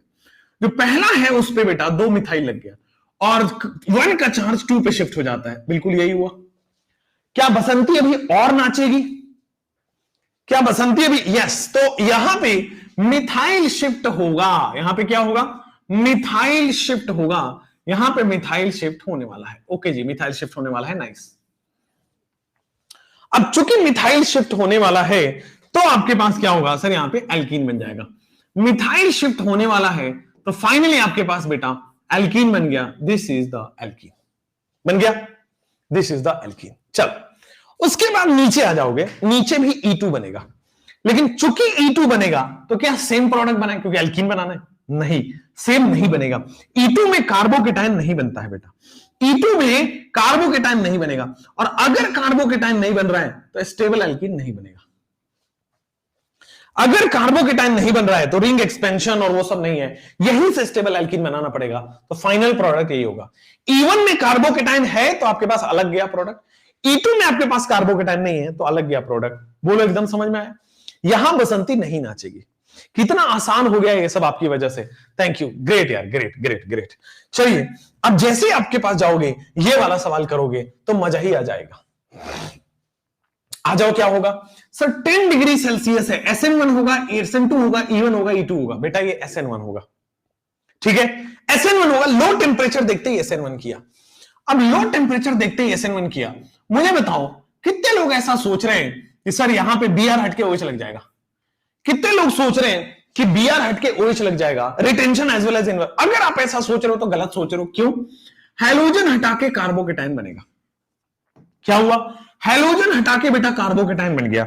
और देखो ये 4 मेंबर की रिंग है और ये जैसी रिंग डायरेक्टली अटैच कार्बन पे पॉजिटिव चार्ज है तो आपके पास क्या हो जाने वाला है? डायरेक्टली अटैच कार्बन पे पॉजिटिव चार्ज है, क्या हो जाएगा? 4 मेंबर की रिंग बेटा 5 मेंबर में कन्वर्ट हो जानी है। 4 मेंबर की रिंग बेटा 5 मेंबर में कन्वर्ट हो जाएगी। ओके, हाँ, इसको आप कार्बन नंबर 1 बोलो, इसको आप कार्बन नंबर 2 बोलो, इसको आप कार्बन नंबर 3 बोल दो, 4 बोल दो, 5 बोल दो। कार्बन नंबर 1 पे आपके पास मिथाइल लगा हुआ है, 1 का चार्ज आपके पास 2 पे ट्रांसफर हो जाएगा। ओके हो गया? 4 मेंबर की रिंग 5 मेंबर में। क्या अभी और कुछ होगा? अभी रिंग नहीं, कार्बोकेटाइन रीअरेंजमेंट अभी और पॉसिबल होगा। 2 डिग्री कार्बोकेटाइन बेटा 3 डिग्री कार्बोकेटाइन में जा सकता है, तो 2 डिग्री कार्बोकेटाइन बच्चों 3 डिग्री कार्बोकेटाइन में चला गया। यहां के बाद रीअरेंजमेंट पॉसिबल नहीं है, ये हाईली स्टेबल रीअरेंजमेंट है, इसके बाद और कोई रीअरेंजमेंट पॉसिबल नहीं है। यानी कि यहां से यहां क्या हुआ है? Ring expansion. 4 मेंबर से 5 मेंबर की रिंग बन चुका है, ये बात क्लियर हो गई? अब देखो 5 मेंबर से 5 मेंबर है, बट 2 डिग्री से 3 डिग्री चला गया है, तो इसको हम कहते हैं बेटा हाइड्राइड शिफ्ट, H शिफ्ट यानी कि हाइड्राइड शिफ्ट कहते हैं। बढ़िया। अब H शिफ्ट यानी कि हाइड्राइड शिफ्ट हुआ, आपके पास क्या हो जाएगा? दिस इज द साइक्लोपेंटेन तो है ही, ये कार्बोकेटाइन जो है एल्कीन बन जाएगा, बोलो हाँ ना। ये कार्बोकेटाइन जो है एल्कीन बन जाएगा, बोलो हाँ ना। Retention as well as inversion बेटा वो तो अब लगे। अब आपके पास SN1 है, एल्कीन ना बनके retention as well as inversion लगेगा, OCH3 लगेगा। ये रॉन्ग था लास्ट वाला, एल्कीन नहीं होगा बेटा। SN1 है, न्यूक्लियोफाइल अटैक होगा स्टेप 2 में। SN1 है, न्यूक्लियोफाइल अटैक होगा SN2 में। बोलो एकदम सही है, बोल SN1 होगा स्टेप 2 में। चलो नेक्स्ट, अब इस क्वेश्चन पे आ जाओ। इस क्वेश्चन पे क्या ख्याल है सर? इस क्वेश्चन पे आपको NaSH दिख रहा है, एक हेल्प कर देता हूं कि Na+ बनाएगा और SH- बनाएगा, यानी कि आपके पास NaOH टाइप का भाई है, ये NaOH का बड़ा भाई है। NaOH NaSH क्लियर हुआ? समझ में आया? अब बता दो, ये SN1 मैकेनिज्म फॉलो करेगा SN2। पहली बात पता करो कि सर लो टेम्परेचर, कोई हीट नहीं है, कुछ नहीं है, E1 E2 नहीं होगा, कोई हाई टेम्परेचर नहीं, कोई हीट नहीं है, तो E1 E2 नहीं होगा। लेकिन अब हमारे पास 2 ऑप्शन अभी भी है, SN1 हो सकता है, SN2 हो सकता है। अब चेक करो, चेक करो सर, क्या गंगाधरी शक्तिमान है? क्या सॉल्वेंट ही न्यूक्लियोफाइल है? नहीं, यहां पे अलग से हमने बेस लिया है, NaOH NaSH aqueous KOH aqueous NaOH, ये सब अलग से बेस ले रहे हैं। तो जब हम अलग से बेस ले रहे हैं तो बेटा सॉल्वेंट ही न्यूक्लियोफाइल नहीं है, गंगाधरी शक्तिमान नहीं है बेटा, SN2 मैकेनिज्म होगा। और SN2 मैकेनिज्म अगर होगा तो क्या होने वाला है? सर कोई कार्बोकेटाइन का फॉर्मेशन नहीं होगा, SN2 मैकेनिज्म होगा तो कार्बोकेटाइन का फॉर्मेशन नहीं होगा, और आपके पास यही होगा, कार्बोकेटाइन का फॉर्मेशन नहीं होने वाला है। ठीक है, एल्कीन बन चुका है, आगे बढ़ो। हाँ या ना, समझ आ रहा है गाइस? बहुत बढ़िया गाइस, तो समझ आना चाहिए गाइस आपको यहां तक। SN2 मैकेनिज्म होगा, कार्बोकेटाइन नहीं बनेगा, रिंग एक्सपेंशन वगैरह में नहीं जाएगा। SN1 और E1 में कार्बोकेटाइन बनता है, SN2 E2 में कार्बोकेटाइन नहीं बनता बेटा, वन स्टेप मैकेनिज्म है वो SN2 E2। चलो अब आ जाते हैं SN1 SN2 E1 E2 के जितने वैरायटी के सवाल संभव हो सकते हैं वो हमने करा दिए। SN1 SN2 E1 E2 के जितने वैरायटी के सवाल हो सकते हैं वो हमने करा लिए हैं। अब next is Williamson ether synthesis. ध्यान देना, अभी मैं ये आपको नहीं बता रहा कि SN1 कौन है, E1 कौन है, SN2 कौन है, E2 कौन है, ये भी नहीं बता रहा, लेकिन यहां पे ये SN1 SN2 E1 E2 में अभी विलियमसन ईथर सिंथेसिस, अब एक एक करके रिएक्शन पढ़ते जाएंगे, रिएक्शन विथ मेटल पढ़ते जाएंगे और जानते जाएंगे कि कौन SN1 है कौन SN2 है, खुद ही बता दोगे। ठीक है सर, SH होगा तो SH ही लिखा है भाई, ये वाला।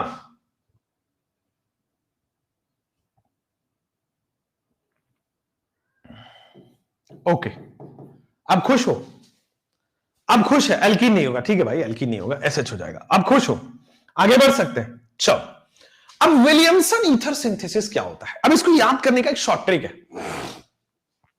एक तो अल्कोहल फिनोल ईथर में जब आप ईथर पढ़ोगे तो दोबारा आएगा, ईथर का फॉर्मेशन रिएक्शन है ये। क्या है? ईथर बनाने का फॉर्मेशन रिएक्शन है। आइए, विलियम का सन, देखो ध्यान से, एक साइंटिस्ट है, याद करने के हिसाब से बता रहा हूं, याद ही हो जाएगा एक बार में। आ जाओ। विलियम का सन, एक विलियम का बेटा है, साइंटिस्ट है, विलियम का बेटा है। विलियम का सन अपनी पहली गर्लफ्रेंड के साथ भाग जाता है और ईथर का फॉर्मेशन करता है। ध्यान दो कैसे होता है ये। विलियम का सन हमेशा आपके पास 1 डिग्री अल्काइल हैलाइड से, विलियम का सन क्या होगा आपके पास, 1 डिग्री अल्काइल हैलाइड से रिएक्शन करने वाला है। विलियमसन ईथर सिंथेसिस में 1 डिग्री अल्काइल हैलाइड से रिएक्शन करेगा, 1 डिग्री आरएक्स से रिएक्शन करेगा। 1 degree alkyl halide 1 degree RX से रिएक्शन करेगा। ठीक है, 1 डिग्री अल्काइल हैलाइड, ठीक है, किससे रिएक्ट कर रहा है? 1 degree alkyl halide reacts with, ठीक है ना, 1 degree alkyl halide reacts with alkoxide ion. क्या बोला मैंने? 1 डिग्री अल्काइल हैलाइड आपके एल्कोक्साइड आयन के साथ रिएक्शन करेगा, reacts with alkoxide ion. 1 degree RX alkoxide ion के साथ रिएक्शन करता है। अब एल्कोक्साइड आयन 1 डिग्री भी हो सकता है, 2 डिग्री भी हो सकता है, 3 डिग्री भी हो सकता है। एल्कोक्साइड जो है वो 1 डिग्री / 2 डिग्री / 3 डिग्री कुछ भी हो सकता है। कांस्टेंट कहां है, कहां पर रेस्ट्रिक्शन है, तो अल्काइल हैलाइड पे है। तो 1 डिग्री अल्काइल हैलाइड की रिएक्शन हमने करा दी है एल्कोक्साइड आयन के साथ। 1 डिग्री अल्काइल हैलाइड की रिएक्शन हमने करा दी है एल्कोक्साइड आयन के साथ। तो 1 degree alkyl halide reacts with alkoxide ion to form ether. क्या बनता है बेटा आपके पास? To form ether. 1 degree alkyl halide reacts with alkoxide ion to form ether. This is known as Williamson ether synthesis. This is called Williamson ether synthesis. This is called Williamson ether synthesis. ठीक है बेटा, Williamson ether synthesis को बोला जाता है इसको। This is called Williamson ether synthesis. आ जाओ बेटा एक एक करके। 1 डिग्री अल्काइल हैलाइड किसी भी डिग्री के एल्कोक्साइड आयन के साथ रिएक्शन करेगा और ईथर फॉर्म करेगा, और यही विलियमसन ईथर सिंथेसिस है। अब मुझे बताओ ये SN1 SN2 E1 E2 में से कौन सा मैकेनिज्म संभव है? अब ये एग्जैक्ट आंसर नहीं बताना है, बस संभव आंसर बताओ। क्या क्या हो सकता है? क्या SN1 हो सकता है? नहीं। 1 डिग्री के साथ बेटा SN2 मैकेनिज्म होता है। 1 डिग्री अल्काइल हैलाइड के साथ कौन करता है? बेटा हम किसकी डिग्री देखते हैं? अल्काइल हैलाइड की डिग्री देखते हैं। तो 1, ये कुछ भी डिग्री उससे क्या फर्क पड़ता है? ये तो बेस है ना, ये तो alkoxide ion tertiary butoxide ion की तरह है, बेस है ना। ठीक है, तो स्ट्रॉन्ग बेस की तरह काम करता है, और ये 1 डिग्री अल्काइल हैलाइड है, तो कौन सा मैकेनिज्म फॉलो करेगा? बेटा चूंकि ये 1 डिग्री अल्काइल हैलाइड है तो सेकंड पॉइंट होगा कि इट फॉलोज SN2 मैकेनिज्म। चूंकि ये 1 डिग्री अल्काइल हैलाइड है तो क्या होगा आपके पास? It follows SN2 mechanism. ये बेटा SN2 मैकेनिज्म को फॉलो करता है, इट फॉलोज SN2 मैकेनिज्म। बोलो है, इट फॉलोज SN2 मैकेनिज्म। ठीक है, क्लियर है। जैसे जैसे अब इसका सैंपल रिएक्शन में दिख रहा हूं, ये 1 डिग्री अल्काइल हैलाइड है, 1 डिग्री RX है। इसकी रिएक्शन आपने एल्कोक्साइड आयन के साथ कराई, इसकी रिएक्शन आपने एल्कोक्साइड आयन के साथ कराई, क्या बनेगा? RO माइनस Na प्लस बनने वाला है। इसकी रिएक्शन आपने एल्कोक्साइड आयन के साथ आई बनाई और क्या बनेगा? RO माइनस और Na प्लस। अब देखो यहां पे ये स्ट्रॉन्ग बेस का काम करता है, जिसको हम पढ़ते हैं ना स्ट्रॉन्ग न्यूक्लियोफाइल, जो हम SN2 रिएक्शन में क्या पढ़ते हैं? स्ट्रॉन्ग न्यूक्लियोफाइल का काम करता है। और ये स्ट्रॉन्ग न्यूक्लियोफाइल अगर 1 डिग्री अल्काइल हैलाइड से रिएक्शन करता है तो क्या हमने यही तो पढ़ा है कि दिस फॉलो SN2 मैकेनिज्म, और होगा क्या? कोई कार्बोकेटाइन नहीं बनेगा, 1 स्टेप रिएक्शन होगा। ये बेस जो है वो R प्लस पे अटैक करेगा और आपके सामने ROR नाम का ईथर बना देगा। ये बेस जो है वो 1 इस पे अटैक करेगा और आपके सामने ROR नाम का ईथर बना दिया। जैसे ही ईथर बनाया, Na plus x minus sodium halide NaX बन गया। Na plus x minus sodium halide NaX बन गया। दोनों क्लियर है, कोई प्रॉब्लम नहीं होनी चाहिए। ठीक है, ये एल्कोक्साइड आयन पे कोई भी रेस्ट्रिक्शन नहीं है, ये कुछ भी हो सकता है। बेस पे कोई रेस्ट्रिक्शन थोड़ी होती है, वो कैसा भी हो सकता है, बल्कि बेस भी हो सकता है और नॉर्मल बेस भी हो सकता है, स्ट्रॉन्ग बेस भी हो सकता है, वीक बेस भी हो सकता है। बेस पे कोई रेस्ट्रिक्शन नहीं है। रेस्ट्रिक्शन केवल अल्काइल हैलाइड पे होती है कि ये दुबला पतला होना चाहिए, ये छोटा होना चाहिए, 1 डिग्री होना चाहिए, नो प्रॉब्लम्स। अच्छा, अब जैसे मान लो इस पे ये देखो क्वेश्चन इस तरह से आएगा, आपके पास जो क्वेश्चंस होंगे ये कुछ इस तरह से तैयार होके प्रिपेयर होके आते हैं। अब पहले तो आपको पहचानना है कि ये कौन सा मैकेनिज्म है, दूसरा पहचानना है कौन सा रिएक्शन है, और तीसरा पहचानना है आपको कि what is the product formed in the reaction. ठंडे दिमाग से सोचे, दोनों क्वेश्चन में mechanism, reaction and the product तीनों सोचना है। आओ 10 सेकंड 20 सेकंड लो, थोड़ा सा जब तक आप कुछ पूछना है तो पूछ लो। विलियमसन ईथर, अरे आंसर आने लगे, नाइस है, ग्रेट। जैसे इधर आओ, ये आपके पास दिख रहा है कि सर 1 डिग्री अल्काइल हैलाइड है। पहला तो हमें क्वेश्चन दिखा और हमने देखा 1 डिग्री अल्काइल हैलाइड है, और यहां पे हमने देखा कि सर ये एल्कोक्साइड आयन है। अच्छा, RO माइनस जो अभी तक हम पढ़ रहे थे वो एल्कोक्साइड आयन ही पढ़ रहे थे। अभी तक जो हमने RO माइनस पढ़ा है, CH3O माइनस पढ़ा है, टर्शियरी ब्यूटोक्साइड O माइनस पढ़ा है, CH3 CH2O माइनस पढ़ा है, ये जितने भी ऑक्साइड वाले थे ये सब एल्कोक्साइड आयन ही तो थे। तो जाने अनजाने में जितने भी एल्कोक्साइड पढ़ रहे थे वो सब विलियमसन ईथर सिंथेसिस पढ़ रहे थे। समझे बात को? जितने भी अभी तक हमने CH3O minus, C2H5O minus, RO minus वाली रिएक्शन की है वो SN2 ही तो है, और 1 डिग्री के साथ कर दी तो पक्का हो गया कि यार ये SN2 होने वाला है, क्योंकि lower degree less steady crowding पे सर ये SN2 मैकेनिज्म फॉलो होता है, तो ये SN2 मैकेनिज्म हुआ। क्या होगा? ये RO माइनस ने इस पे अटैक करना है, RO माइनस फाइनली इस पे अटैक करेगा, क्या हो जाएगा? CH3O एंड CH3 ईथर का फॉर्मेशन हो जाएगा। बोलो कोई प्रॉब्लम परेशानी नहीं है? चलो, और क्या बाहर निकल जाएगा? Na प्लस और Cl माइनस में से NaCl बाहर निकलने वाला है। बोलो क्लियर है? Na प्लस और Cl माइनस में से NaCl बाहर निकलने वाला है, कोई दिक्कत नहीं है, बहुत बढ़िया, नाइस। मिथॉक्सीमीथेन, अगर आपसे क्वेश्चन में IUPAC नेम पूछ ले क्या बोलोगे? अगर IUPAC नेम पूछेगा तो एल्कोक्सी एल्केन इसका होता है, methoxymethane will be the answer. Methoxymethane will be the answer. अगर इसका कॉमन नेम पूछ ले तो, अगर इसका कॉमन नेम पूछ ले तो, अगर कॉमन नेम पूछता है तो मिथाइल मिथाइल ईथर, या फिर आप बोलो डाई मिथाइल ईथर। ज्यादा अच्छा नाम कॉमन नेम है, 2 बार मिथाइल मिथाइल ईथर नहीं लिखा जाता है, उसको एक जगह कर दो, डाई मिथाइल कर दो, कॉमन ले लो, डाई मिथाइल कर दिया, हो गया। अब इससे बताओ मैकेनिज्म कौन सा फॉलो होगा, दूसरी बार बताओ रिएक्शन कौन सा है, तीसरी बार बताओ प्रोडक्ट क्या है, चौथा इसमें आंसर बताओ what is the IUPAC name, पांचवा आंसर बताओ what is the common name. तो 5 इसमें आपको आंसर लिखने हैं, आ जाओ एक एक करके।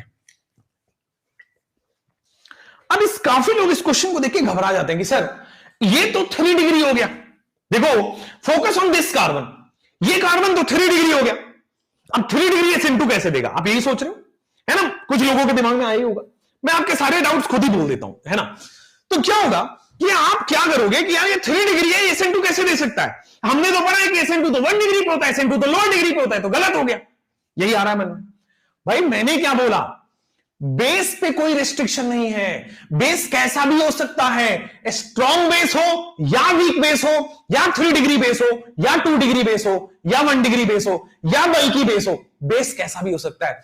एल्कोक्साइड आयन बेस पे कोई रिस्ट्रिक्शन नहीं होती है, वो कैसा भी हो सकता है। हां, अल्काइल हैलाइड पर रिस्ट्रिक्शन है कि वो लोअर डिग्री का होना चाहिए। तो देखो अल्काइल हैलाइड 1 डिग्री है, अल्काइल हैलाइड पे होना चाहिए और वो है, इसका मतलब यहां आपके पास ये O माइनस इस R प्लस पे अटैक करेगा, हमेशा अपोजिट अटैक करता है। तो आपके सामने क्या होने वाला है, तो दिस इज CH3 ना, एक तो गलत है, पहले तो कार्बन के 1 2 3 CH आएगा पहले तो, यहां पे ये हटा दीजिए, CH3 नहीं आएगा, CH आएगा, प्रिंटिंग मिस्टेक मान लो उसको। CH है, इधर आपके पास बेटा CH3 है, हियर वी हैव CH3 है, ठीक है, और आपके पास आगे ऑक्सीजन है, इस ऑक्सीजन ने अटैक किया इस CH3 पे, और फाइनली यहां से जो Cl माइनस निकला है वो Na प्लस के साथ बन गया NaCl। फाइनली जो Cl माइनस निकला है वो Na प्लस के साथ बन गया NaCl। बोलो ठीक है, ठीक है। अब मुझे बताओ इसका, चलो ईथर तो बन गया, ठीक है, मुझे दिख गया बाईवैलेंट है, ईथर है, ईथर दिख गया। What is the name, what is the IUPAC name? IUPAC name क्या होने वाला है, तो देखो आपके पास lower alkoxy and bigger alkane बोलते हैं, हम हमेशा ऐसे बोलते हैं, लोअर एल्कोक्सी यानी कि एक कार्बन का एल्कोक्सी है, आपके पास क्या होने वाला है, मिथॉक्सी।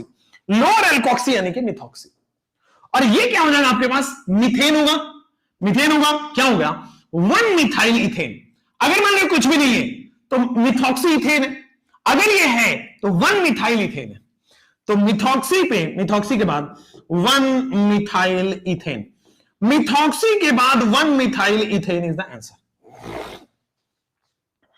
ठीक हो गया, क्लियर हो गया। हाँ, अब ये आइसोप्रोपाइल भी तो है, इसको अब आइसोप्रोपाइल भी तो IUPAC एक्सेप्टेड नेम है, तो अब इसको लोग ऐसे भी लिख सकते हैं, methoxy isopropene, methoxy 1 methoxy ethane को क्या लिखते हैं, आइसोप्रोपेन, ये भी IUPAC एक्सेप्टेड है। कॉमन नेम में नहीं जाता, कॉमन नेम नहीं पूछेगा, चलो आगे बढ़ो। If you want to give common name तो अल्फाबेटिकली आइसोप्रोपाइल मिथाइल ईथर। अगर आप कॉमन नेम देना ही चाहते हो तो the common name of this will be, इधर लिख देता हूं, isopropyl methyl ether, this is the common name, isopropyl, alphabetical लिखना होता है बस, isopropyl methyl ether will be the common name. समझ में आया, क्लियर हो गया है। प्रोपोक्सीमीथेन नहीं होगा बेटा, प्रोपोक्सीमीथेन नहीं होता है, अगर 3 कार्बन एक चेन में लगाओ तो ये प्रोपोक्सी होता। अच्छा, प्रोपोक्सीमीथेन नहीं बोल सकते, हमेशा छोटे कार्बन के साथ एल्कोक्सी लगाते हो और बड़े कार्बन के साथ एल्केन लगाते हो, हमेशा छोटे कार्बन के साथ एल्कोक्सी लगाते हो, बड़े कार्बन के साथ एल्केन लगाते हो। चमक गया, चलो नेक्स्ट। अब जैसे मान लो आपको ये वाला करना हो, प्रोडक्ट बताइए, ये दिखने में आ रहा है कि एल्कोक्साइड आयन है, अच्छा this is the alkoxide ion, ठीक है, 3 डिग्री का एल्कोक्साइड आयन है, 1 2 ओके, ये आपके पास बेटा एल्कोक्साइड आयन, क्या आने वाला है आपके पास, एल्कोक्साइड आयन आने वाला है, ठीक है। अब एल्कोक्साइड आयन कितने डिग्री से जुड़ा हुआ है, तो ये कार्बन की डिग्री कितनी है, 2 डिग्री, तो एल्कोक्साइड आयन बेटा 2 डिग्री अल्काइल हैलाइड से जुड़ा हुआ है। एल्कोक्साइड आयन जो है वो 2 डिग्री अल्काइल हैलाइड के साथ जुड़ा हुआ है, एकदम बढ़िया है। क्या बनेगा, तो ये O माइनस जो है इस कार्बन पे अटैक करेगा, O माइनस जो है इस कार्बन पे अटैक करेगा, ठीक है, O माइनस जो है इस कार्बन पे अटैक करेगा, आपके पास क्या बन गया finally, CH that is oxygen, फिर इधर जाओगे आपके पास मिथाइल, फिर नीचे जाओगे आपके पास क्या है, मिथाइल, फिर जो ऑक्सीजन है वो किससे जुड़ेगा आपके पास, CH, और लेफ्ट साइड ऊपर की तरफ CH3 एंड आपके पास CH3। देखो 1 डिग्री और हाँ SN2 2 डिग्री देता है ना, तो ये दे सकता है 2 डिग्री अल्काइल हैलाइड SN2 देता है, तो this will follow SN2 mechanism of the reaction, and इस रिएक्शन को हम बोलेंगे विलियमसन ईथर सिंथेसिस। क्या बोलेंगे, विलियमसन ईथर सिंथेसिस। क्या बोलने वाले, Williamson ether synthesis and SN2 mechanism, ये आपके पास होने वाला है, जल्दी से बोल दीजिए। ठीक हो गया, Williamson ether synthesis and SN2 mechanism, ये आपके पास होने वाला है, ठीक है। अब जैसे वहां पे आओ, लेफ्ट हैंड साइड में क्या है आपके पास, tertiary butoxide. Left hand side में क्या होने वाला है सर, टर्शियरी ब्यूटोक्साइड आयन है, और ये क्या है आपके सामने, अल्काइल हैलाइड है। क्या ये SN2 मैकेनिज्म होगा, क्या ये विलियमसन देगा या नहीं देगा,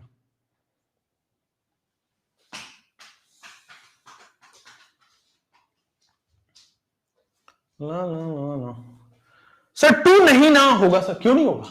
अच्छा ओके, अब आप कह रहे हो सर 1 डिग्री अल्काइल हैलाइड के साथ SN2, हां ये SN2 देगा बट ये विलियमसन ईथर सिंथेसिस नहीं है, ध्यान दीजिए, ये SN2 देगा बट ये विलियमसन ईथर सिंथेसिस नहीं कहा जाएगा, ठीक है ना? दिस इज, ध्यान दो, this will give SN2 reaction, यहां पे लिख भी देते हैं ये वाला, this will give SN2 reaction, ये SN2 रिएक्शन देगा, ठीक है, बट इसको हम विलियमसन ईथर सिंथेसिस नहीं कहेंगे, but we will not call it as Williamson ether synthesis, but we will not say it as Williamson ether synthesis. भाई SN2 भी होगा, प्रोडक्ट भी बनेगा, बट ये Williamson ether synthesis नहीं बोला जाएगा, will not say it as Williamson ether synthesis, ठीक हो गया? This will give SN2 reaction, but will not say it as Williamson ether synthesis. मेरे हिसाब में कोई दिक्कत परेशानी वाली बात नहीं होनी चाहिए। अब यहां पे बताओ, क्या ये पॉसिबल है? क्या ये पॉसिबल है? हां सर, ये लेस स्टीरिक है और 1 डिग्री वाला भी आ रहा है, तो आपके पास बनेगा, तो आपके पास बन जाएगा pH, फिर बन जाएगा CH2, और इस पे आके ऑक्सीजन जुड़ जाएगा, और इस पे आके ऑक्सीजन जुड़ जाएगा, ऑक्सीजन फर्दर आपके पास इस तरह से जाके जुड़ जाएगा। बोलो क्लियर है क्या? pH हो गया, CH2 हो गया, और आपके सामने इस तरह से बन गया है, दिस इज द प्रोडक्ट, हो गया। हां SN2 ही होगा बेटा, ये 1 डिग्री, SN1 नहीं होता है, विलियमसन ईथर सिंथेसिस है, भले स्टेबल कार्बोकेटाइन बन रहा है, बट 1 डिग्री भी तो है। अब ये क्यों भूल रहे हो? अगर यहां पे पोलर प्रोटिक सॉल्वेंट होता तो कंप्लीटली SN1 बोल देते, बट अभी ये स्ट्रॉन्ग बेस है, तो SN2 मैकेनिज्म को फॉलो करेगा। बोलो, ये प्रोडक्ट बनेगा, बट विलियमसन ईथर सिंथेसिस हम इसको नहीं बोलेंगे ऊपर वाले में। चलो नेक्स्ट, अब हम आते हैं रिएक्शन विथ मेटल। बेटा last topic of this hello alkane is reaction with metal. Metal के साथ कुछ कुछ रिएक्शन है, जैसे मान लो सबसे पहला रिएक्शन आपको पढ़ना है बेटा ग्रिगनार्ड, आप यहीं पे पढ़ते हो ग्रिगनार्ड का कंप्लीट, ग्रिगनार्ड, ठीक है बेटा, यहीं पे पढ़ते हो आप ग्रिगनार्ड। अब ग्रिगनार्ड का रिएक्शन या ग्रिगनार्ड रिएजेंट जिसको हम बोलते हैं, ग्रिगनार्ड रिएजेंट या फिर हम क्या बोलते हैं बेटा ग्रिगनार्ड का रिएक्शन। ग्रिगनार्ड रिएजेंट के बाद सेकेंड आपके पास क्या बनेगा ग्रिगनार्ड के बाद? ग्रिगनार्ड में हम पढ़ लेंगे न्यूक्लियोफिलिक एडिशन, न्यूक्लियोफिलिक सब्स्टिट्यूशन, ये सब हम पढ़ लेंगे। अब आओ next is Wurtz reaction. Grignard reagent के बाद नेक्स्ट जो हम पढ़ेंगे वो पढ़ेंगे ऊर्ज रिएक्शन। ग्रिगनार्ड रिएजेंट के बाद नेक्स्ट जो हम पढ़ेंगे वो पढ़ेंगे हम ऊर्ज रिएक्शन। एकदम सही, सिंपल, कोई प्रॉब्लम नहीं, ऊर्ज रिएक्शन। उसके बाद हम लोग पढ़ेंगे बेटा फ्रैंकलैंड रिएक्शन। ऊर्ज रिएक्शन हम पढ़ चुके हैं, सोडियम ट्राइथर। फ्रैंकलैंड रिएक्शन हम पढ़ चुके हैं, R2Zn फ्रैंकलैंड रिएजेंट बनता है, और जिंक उसमें हम यूज कर लेते हैं, जिंक यूज कर लेते हैं। हमने एक और मेटल वाली रिएक्शन पढ़ी है, कोरे हाउस सिंथेसिस। हमने एक और मेटल वाली रिएक्शन पढ़ी है जिसमें हमने पढ़ा है बेटा कोरे हाउस सिंथेसिस, जिसमें हमने लिथियम का इस्तेमाल किया है, R2CuLi बनता है। हमने एक और जगह पढ़ा है, आपको अगर याद हो तो, फ्रीडल क्राफ्ट पढ़ा है क्या? फ्रीडल क्राफ्ट, वहां भी एक मेटल इस्तेमाल होता है, अभी बता दूंगा। फ्रीडल क्राफ्ट रिएक्शन बोलो, सिंथेसिस बोलो, बातें की रिएक्शन से ये ज्यादा फेमस है, फ्रीडल क्राफ्ट रिएक्शन। ठीक हो गया? आवाज आ रही है ना भाई? लाइट कटी है इसलिए मैं पूछ लेता हूं। चलो नेक्स्ट, और लास्ट में बेटा सिक्स्थ रिएक्शन हम पढ़ेंगे, अल्काइल हैलाइड से अल्केन बनाने के लिए भी मेटल का इस्तेमाल होता है। ठीक है, लास्ट वाले में बेटा अल्काइल हैलाइड से एल्केन भी जो है ना वो मेटल बनने से ही इस्तेमाल होता है। तो अल्काइल हैलाइड से एल्केन जो होगा वो मेटल बनने से ही बनेगा। बोलो क्लियर है, कोई प्रॉब्लम नहीं है।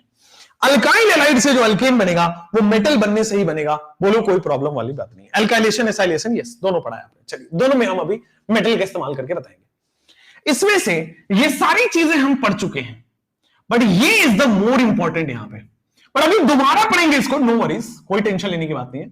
लेकिन फर्स्ट वाले को हम पहली बार पढ़ रहे हैं, तो इसको हम बहुत डिटेल में पढ़ने वाले हैं। रेडी है सब लोग? रेडी है सब लोग? आ जाओ। तो ग्रिगनार्ड रिएजेंट टॉपिक डाल दीजिए। ग्रिगनार्ड रिएजेंट लिख लिया होगा मेरी उम्मीद से। आइए ग्रिगनार्ड रिएजेंट टॉपिक डाल देते हैं। सबसे पहले मैं ये बताता हूं कि ग्रिगनार्ड रिएजेंट बनता कैसे है। ठीक है, आ जाओ। जैसे मान लो आपने लिया है अल्काइल हैलाइड, ग्रिगनार्ड रिएजेंट में आपने लिया है RX का मतलब ले लिया है आपने बेटा अल्काइल हैलाइड ले लिया। अगर मैं इसमें सोडियम ड्राईथर यूज करता तो क्या ये ऊर्ज रिएक्शन कह देता? अगर मैं इसमें सोडियम ड्राईईथर यूज करता तो क्या मैं इसको ऊर्ज रिएक्शन कह देता? हाँ, लेकिन अल्काइल हैलाइड से अगर मैं इसमें मैग्नीशियम ड्राईईथर यूज कर रहा हूं, सोडियम ड्राईईथर से free radical mechanism Wurtz reaction alkane बनेगा, बट मैग्नीशियम ड्राईईथर से आपके पास बनता है RMgX।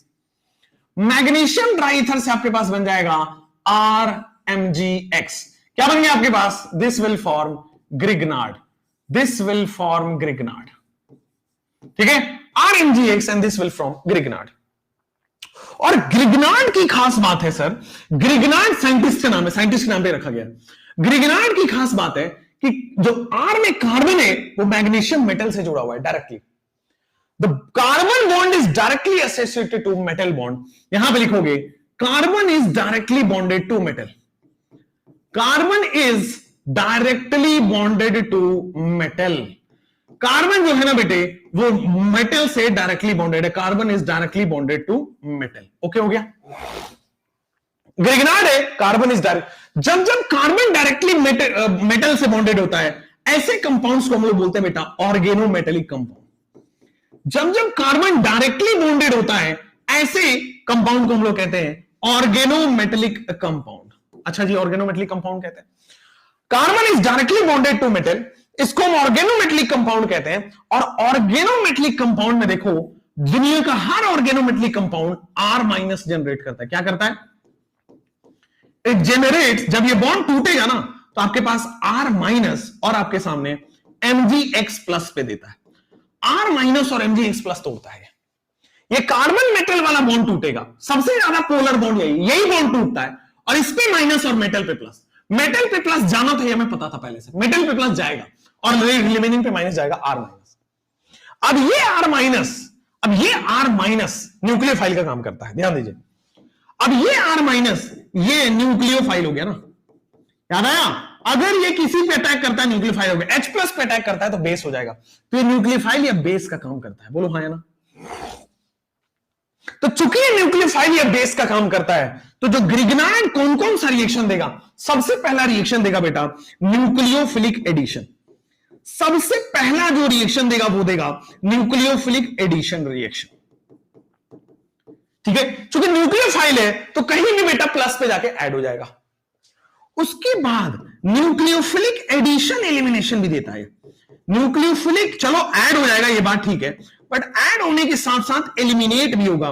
Nucleophilic addition elimination, nucleophilic addition elimination यहां पे देगा।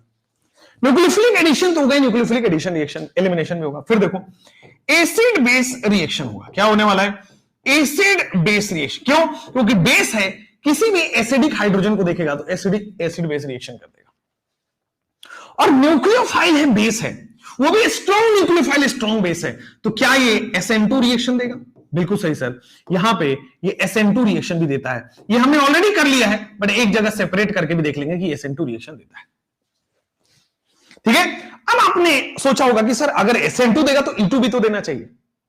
बेटा E2 में स्ट्रॉन्ग बेस अलग से लिखवा लेते, वो RO- है, R- नहीं है, ध्यान दो, वो RO- है, CH3 वो एल्कोक्साइड है, वो हमने E2 का अलग से लिखवा रखा है, ठीक है? NaNH2 है, CH3O- है, RO- है, टर्शियरी ब्यूटॉक्साइड माइनस है, अल्कोहलिक KOH है।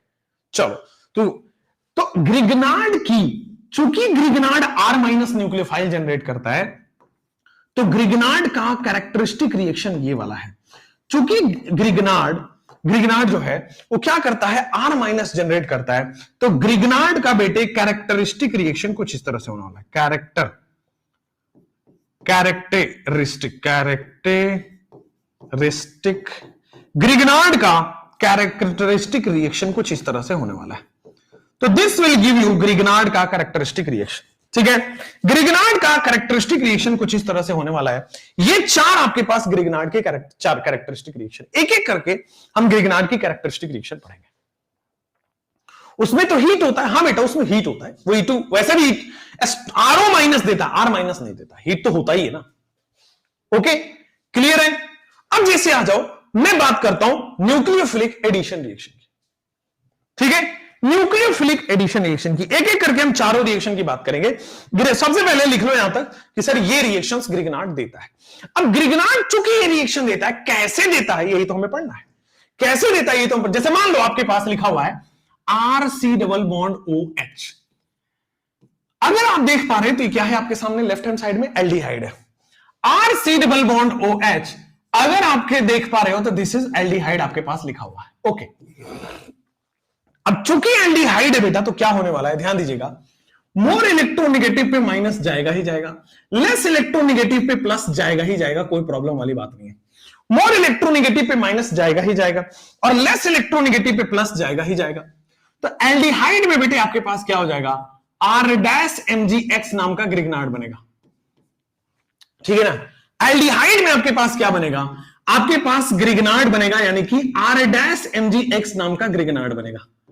R-MgX का ग्रिग्नार्ड बन जाएगा, बोलो क्लियर है। अब क्या होगा आपके पास, R-MgX का ग्रिग्नार्ड ये बन चुका है, बन गया ग्रिग्नार्ड, इसकी रिएक्शन करानी है। अब हमें पता है ग्रिग्नार्ड का तो टेंडेंसी है, ऑर्गेनोमेटली का टेंडेंसी है कि मेटल कार्बन बॉन्ड तोड़ेगा और यहां से R- जनरेट होगा, ये बात हमने सीखा है। इसकी टेंडेंसी हमारे पास R- जुड़ेगा और R- क्या करता है आपके पास, इस प्लस पे अटैक करेगा। R- attacks on the plus, बोलो एब्सोल्युटली क्लियर है। R- attacks on the plus, बोलो एब्सोल्युटली क्लियर है। अब ये माइनस चार्ज जो है वो प्लस पे अटैक करेगा तो कार्बन के 5 बॉन्ड ना बन जाएं, इसलिए देखो ऑक्सीजन वाला बॉन्ड टूट के माइनस बन चुका है। देखो कार्बन के 5 बॉन्ड ना बन जाए तो देखो यहां हाइड्रोजन है, था और रहेगा, बहुत सही, और आपके पास R- बन गया है, था है और रहेगा, एकदम बढ़िया हो गया। देखो यहां पे कार्बन के 1 2 3 4 ये R- इस पे जाके अटैक करेगा और R- जब अटैक करेगा तो वो बन जाएगा RO-। अच्छा, हमारे पास सॉल्वेंट तो होता ही है भाई, हमने सॉल्वेंट तो लेते ही है ना, पानी सॉल्वेंट तो लेते ही है, तो वाटर सॉल्वेंट से क्या करता है बेटा, H+ चुरा लेगा। सॉल्वेंट से आपके पास H+ आ गया है, देखो बना क्या आपके पास, एल्डिहाइड से अल्कोहल बन गया है। देखो एल्डिहाइड से अल्कोहल बन गया है, हुआ क्या है ध्यान दीजिएगा सर, ये जो R- है ये ग्रिग्नार्ड से आया, ऐड हुआ बेटा, एल्डिहाइड में एडिशन हो रहा है, ग्रिग्नार्ड से आ रहा है। ये जो H है ये सॉल्वेंट से आ रहा है और एल्डिहाइड अल्कोहल में बदल जा रहा है, न्यूक्लियोफिलिक एडिशन कहते हैं। न्यूक्लियोफाइल ऐड हो गया, न्यूक्लियोफिलिक एडिशन ठीक हो रहा है, न्यूक्लियोफाइल ऐड हो गया, nucleophilic addition, this is the nucleophile add हो गया, न्यूक्लियोफिलिक एडिशन। जैसे आ जाओ एग्जांपल करते हैं न्यूक्लियोफिलिक एडिशन के, जैसे मान लो ये है आपके सामने, अब एग्जांपल ऑफ न्यूक्लियोफिलिक एडिशन कर रहे हैं, ठीक है, आओ। तो ये ग्रिग्नार्ड हमें दिख गया दूर से, अब ग्रिग्नार्ड देखते ही मुझे नजर आएगा R-, तो सबसे पहले मैंने R- खोल दिया। अब ये R- बेटा मोर इलेक्ट्रोनेगेटिव पे माइनस और लेस इलेक्ट्रोनेगेटिव पे प्लस दिखेगा। ये जो R- है क्या करेगा, ये माइनस जो है इस प्लस पे अटैक करेगा, ये माइनस जो इस प्लस पे अटैक करेगा। कहां से बना, तो देखो H तो है ही, कार्बन डबल बॉन्ड जो है वो सिंगल बॉन्ड में टूट दिया, कार्बन डबल बॉन्ड जो है वो सिंगल बॉन्ड में तोड़ दिया, क्योंकि अगर मैं CH3 अटैक कराऊं कार्बन के 5 बॉन्ड बन जाएंगे, कार्बन के 5 बॉन्ड हाईली अनस्टेबल बन ही नहीं सकता, पहली बात तो अनस्टेबल क्या बन ही नहीं सकता, तो ये बन गया आपके पास। अब सबसे पहले स्टेप में न्यूक्लियोफाइल ऐड हुआ और न्यूक्लियोफाइल जो ऐड हुआ है तो जो O- है उसको न्यूट्रल करने के लिए सॉल्वेंट अपना H+ देगा, तो देखो वाटर से H+ निकाल लिया है और आपके पास H है और यहां पे CH3 बन गया है। क्या यही चीज है, क्या यही समझ में आ रहा है, कोई दिक्कत परेशानी वाली बात नहीं है, आगे बढ़ सकते, चलो नेक्स्ट।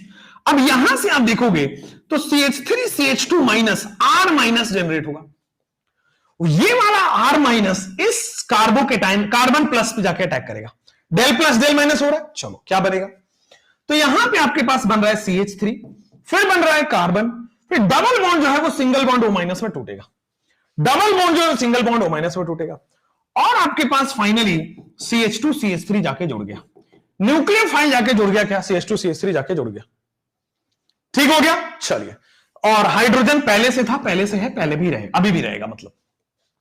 अब हमने क्या करना होता है, एक बार न्यूक्लियोफाइल ऐड हुआ तो ये न्यूट्रल करने के लिए आप H+ इसमें जोड़ दो, एक बार न्यूक्लियोफाइल ऐड हुआ तो न्यूट्रल करने के लिए बेटा आप इसमें H+ जोड़ दो, तो फाइनली आपके पास क्या बनेगा, CH2 CH3 टाइप का प्रोडक्ट बनेगा। फाइनली आपके पास अल्कोहल में CH2 CH3 टाइप का प्रोडक्ट बन जाएगा, बोलो हाँ है ना, समझ में आया? दिस इज 1 2 कार्बन का अल्कोहल है इथेनॉल, 1 2 3 4 यानी कि 2 ब्यूटेनॉल। समझ में आया? 2 butanol is the product. Yes, तो न्यूक्लियोफिलिक एडिशन ऐसे कोई उठा के सपने में भी पूछे ना तो भी आपके पास हो जाएगा। न्यूक्लियोफिलिक एडिशन कोई सपने में भी आपसे पूछ दे तो हो जाएगा। मुझे लगता है न्यूक्लियोफिलिक एडिशन एलिमिनेशन करना चाहिए। अब न्यूक्लियोफिलिक एडिशन एलिमिनेशन में बस एक चीज है, बस एक चीज है। देखो होता क्या है, जैसे हमने वहां पे देखा था RCOO और H देखा था, इसमें क्या होता था, यह देता था आपका न्यूक्लियोफिलिक एडिशन। समझ में आया? यहां पे क्या होता था, जो R माइनस है ऐड हो जाएगा और जो H प्लस है वो आपके पास आ जाएगा सॉल्वेंट से और न्यूक्लियोफिलिक एडिशन रिएक्शन दे देगा। क्या दे देगा? न्यूक्लियोफिलिक एडिशन रिएक्शन दे देगा। चलिए, अब चूंकि न्यूक्लियोफिलिक एडिशन रिएक्शन देगा, आइए न्यूक्लियोफिलिक एडिशन एलिमिनेशन की बात करते हैं। न्यूक्लियोफिलिक एडिशन एलिमिनेशन की बात करते हैं तो RC डबल बॉन्ड हो और अगर लिविंग ग्रुप है तो मान लो H नहीं, H है, H तो लिविंग ग्रुप नहीं होता, लेकिन H की जगह कोई Cl लगाओ, अभी लिविंग ग्रुप हम पढ़ के आए थे, H की जगह कोई आयोडीन लगाओ, H की जगह पे Br लगाओ, तो ऐसा केस जब लिविंग ग्रुप साथ में लगाओ तो क्या होता है, न्यूक्लियोफिलिक एडिशन एलिमिनेशन होता है। अब ये क्या है सर, लिविंग ग्रुप के लगने से रिएक्शन चेंज कैसे हुआ, अभी 2 मिनट के अंदर अंदर पूरा दिमाग में फिट हो जाएगा। न्यूक्लियोफिलिक एडिशन के बाद न्यूक्लियोफिलिक एडिशन एलिमिनेशन कैसे हुआ, आओ देखो गौर से सब लोग। सर इसके रिएक्शन, ये जो लिविंग ग्रुप वाली चीज है, Cl है, Br है, I है, ठीक है ना, तो वो लिविंग ग्रुप्स है। लिविंग ग्रुप्स वाली रिएक्शन अगर हमने कर दी R-NGX से, ठीक है, देखो आपके पास ग्रिगनार्ड ले लिया, सॉल्वेंट ले लिया, चलो water is acting as a solvent here. तो हम सबको अच्छे से पता है कि ग्रिगनार्ड जो है वो R- माइनस देगा। ग्रिगनार्ड क्या देने वाला है बेटा, ग्रिगनार्ड जो है वो R- माइनस देने वाला है, यानी कि एनाइन देने वाला है।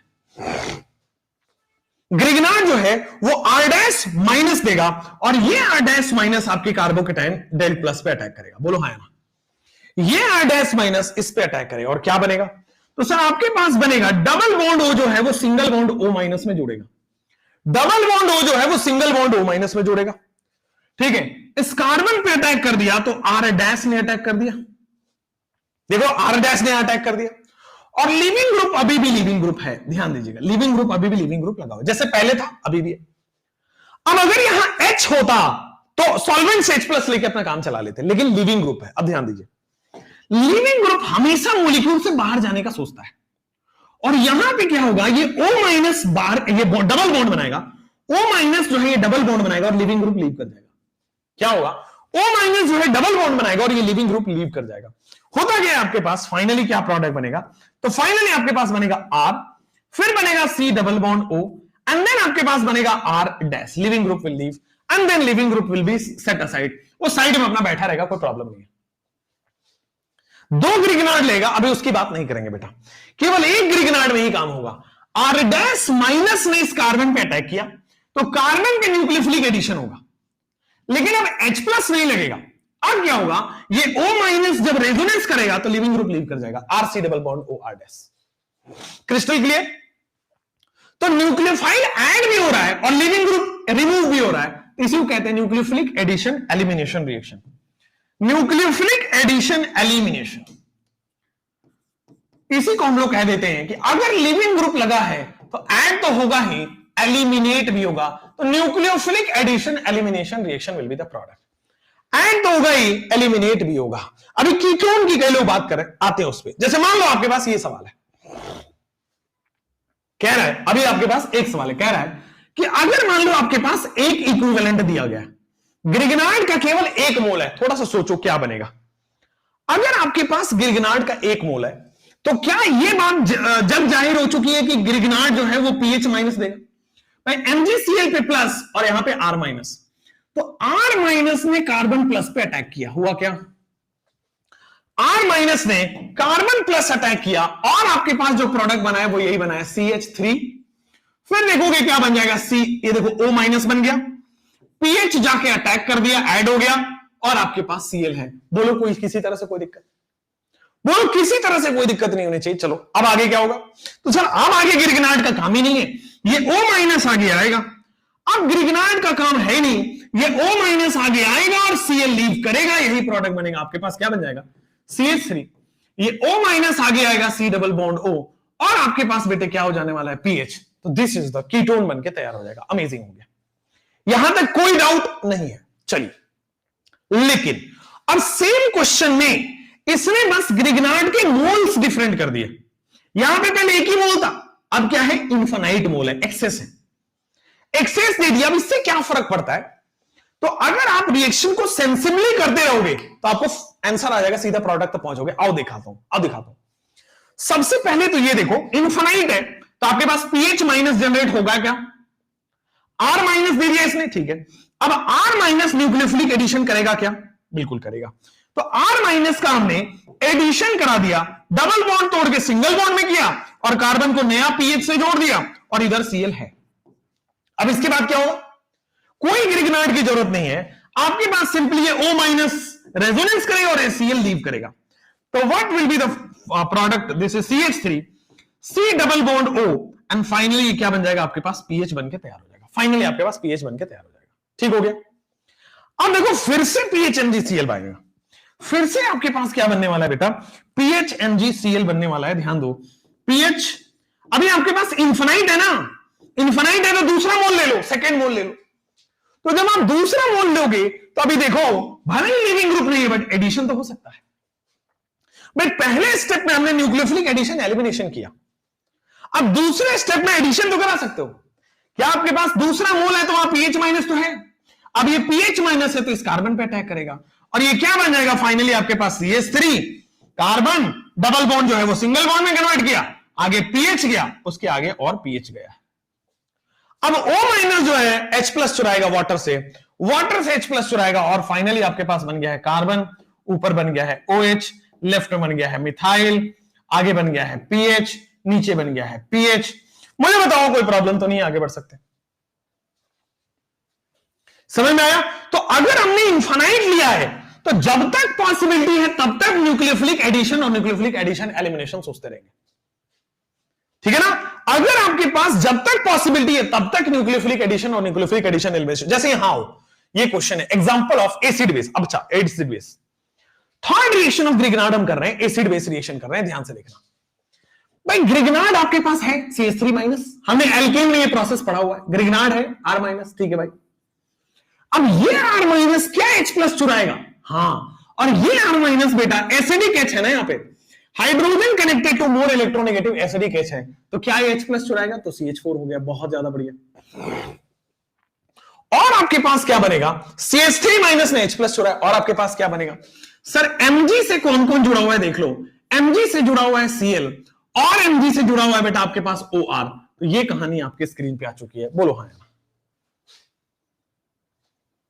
समझ में आ गया है, क्लियर है। सर प्लीज अपना व्हाट्सएप नंबर दो, नहीं दे सकते बेटा, आगे बढ़ते हैं। व्हाट्सएप नंबर देंगे किसको किसको, बात ही करते रह जाएंगे, पढ़ाएंगे कब। R माइनस की बात करेंगे तो यहां पे देखो ग्रिगनार्ड ने R माइनस दिया, ओके। अब ये R माइनस ने सामने से H प्लस चुराया, एसिडिक H बोलते हैं इसको, hydrogen connected to more electronegative acidic H, hydrogen connected to more electronegative acidic H। तो CH3 CH2 माइनस क्या बनेगा आपके पास, CH3 CH3 बन लेगा, इथेन बना लेगा। अब देखो क्या बनेगा, अब आपके पास बनने वाला है सर Mg जो है वो Cl से बॉन्ड बनाएगा और Mg जो है वो OH से बॉन्ड बनाएगा, बोलो एब्सोल्युटली क्लियर है।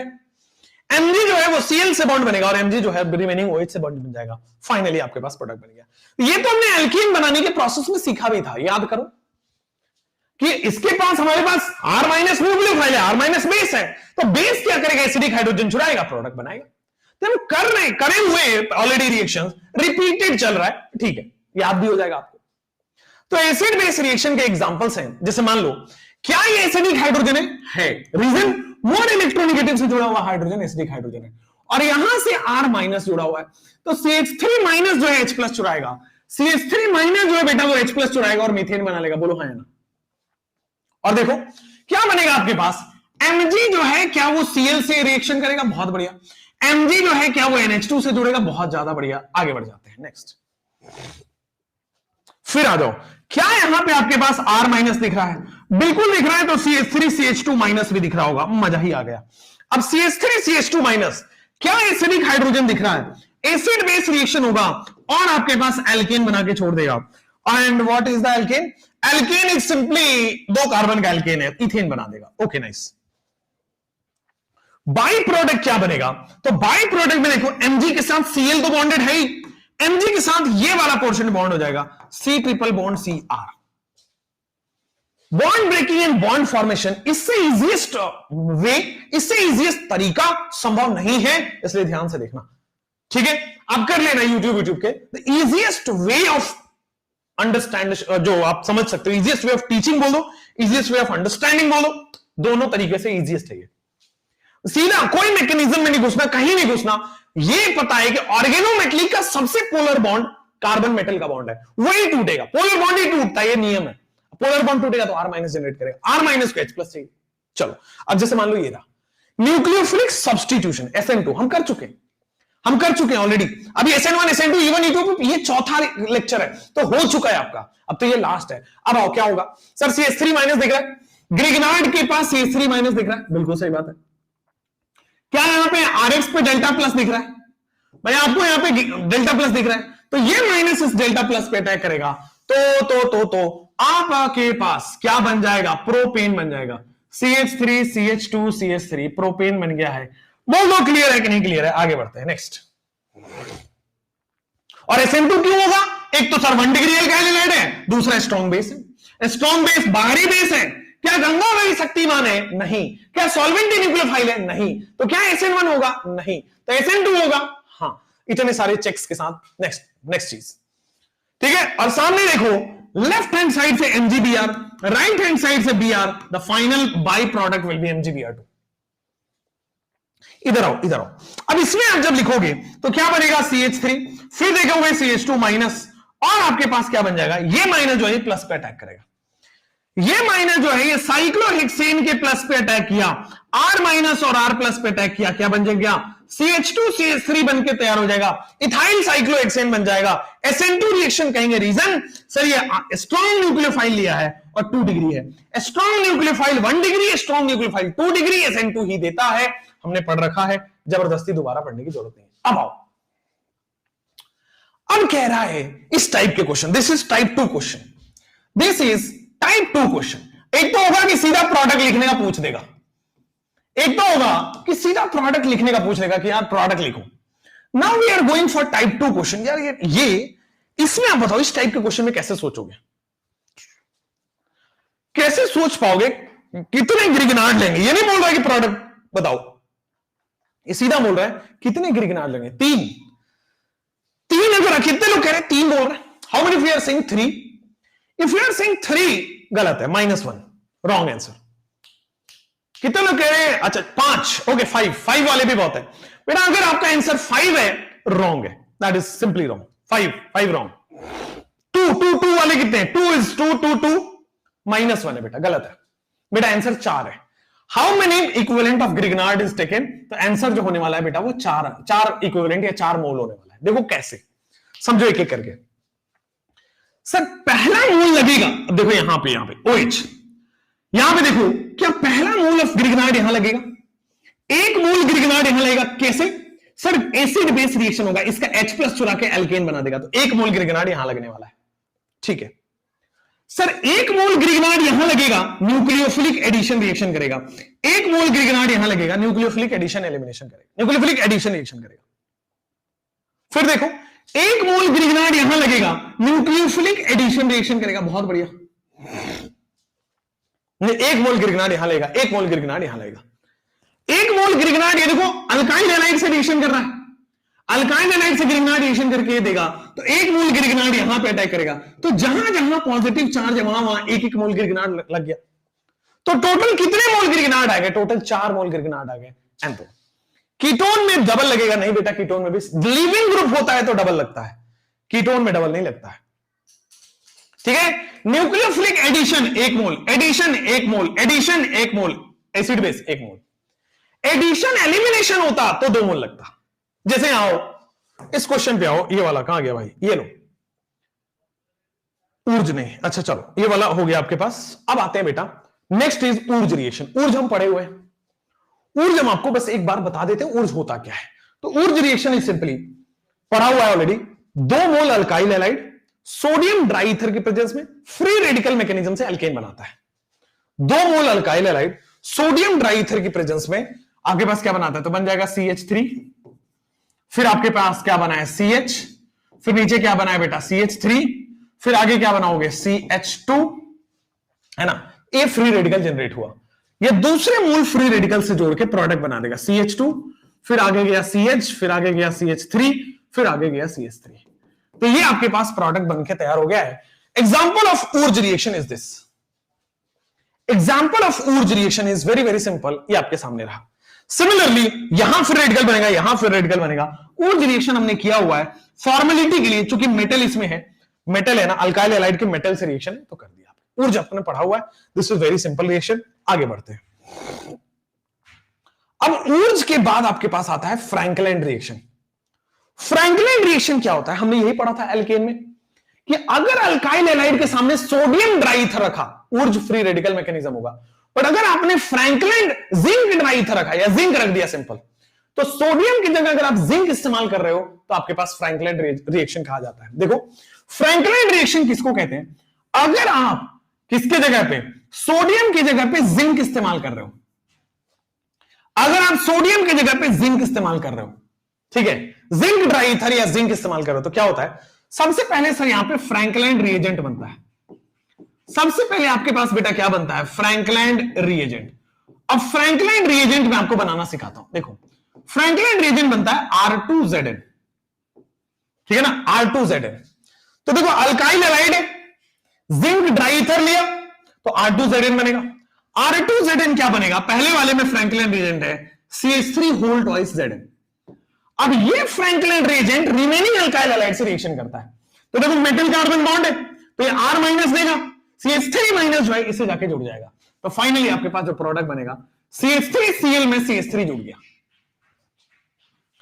सिमिलरली यहां पे जो करोगे ये बनेगा आपके पास फ्रैंकलैंड रिएजेंट। सिमिलरली यहां पे जो करोगे ये आपके पास बनेगा फ्रैंकलैंड रिएजेंट। फ्रैंकलैंड रिएजेंट में क्या है, R2Zn यानी कि CH3 whole twice Zn, R2Zn यानी कि CH3 होल ट्वाइस Zn क्या बनेगा, CH3 माइनस जाके इस पे अटैक करेगा। अच्छा यहां पे कह रहा है R2Zn दूसरा दिया हुआ है, R2Zn दूसरा दिया हुआ है, क्या है आपके सामने, फ्रैंकलैंड रिएजेंट है। ये R2Zn आपके पास दिया हुआ है यानी कि फ्रैंकलैंड रिएजेंट दिया हुआ है। अब ये बेटा साइक्लोहेक्सेन माइनस देगा, साइक्लोहेक्सेन पे माइनस चार्ज वो जुड़ जाएगा, तो साइक R माइनस दे रहा है, R माइनस जो है वो अल्काइल पे अटैक कर दिया CH3, ठीक है। हाँ फ्रैंकलैंड रिएजेंट इसको हम कहते हैं। चलो फ्रैंकलैंड रिएजेंट हो गया। नेक्स्ट आते हैं आपके पास कोरेहाउस सिंथेसिस। कोरेहाउस सिंथेसिस हमने पढ़ा हुआ है, गिलमान रिएजेंट हम बनाते हैं, क्या बनाते हैं, गिलमान रिएजेंट। और कोरेहाउस सिंथेसिस में आपके पास बेटा R2CuLi बनता है, क्या बनता है, R2Cu लिथियम, R2CuLi। जैसे ये आपके सामने क्या है, गिलमान रिएजेंट ही तो है R2CuLi। अब ये क्या बनेगा आपके सामने, R2CuLi में आपके पास बनेगा CH3CH2 माइनस, R2CuLi में आपके पास क्या बनेगा, CH3CH2 माइनस। अब ये इस पे अटैक करेगा और फाइनली आपके पास बन जाएगा CH3CH2CH3। ये R2CuLi ने वो ग्रिग्नार्ड की तरह बन गया, फाइनली R माइनस रिलीज किया और R माइनस जो है ये बन गया R2CuLi। फिर अगेन गिलमान रिएजेंट रिएक्ट करेगा and the product will be CH3CH2, ये माइनस है, इस पे गया है CH पे और फाइनली आपके पास ऊपर CH3 है और लेफ्ट में CH3। ठीक हो गया, हाँ या ना। तो this is the product form, बोल दो हाँ या ना। तो this is the product form, बोल दो हाँ या ना। Next is Friedel craft reaction. Friedel craft reaction में भी बेटा एनहाइड्रस AlCl3 लेते हैं, क्या होता है बेटा, यहां पे बन जाएगा AlCl4 माइनस और आपके पास बनेगा CH3 प्लस। और बेंजीन के ऊपर इलेक्ट्रोफाइल देखते हैं, कहीं भी लगा देना है, बेंजीन के ऊपर इलेक्ट्रोफाइल किसी भी 6 कार्बन में से कहीं भी लगा देना है बेंजीन के ऊपर इलेक्ट्रोफाइल।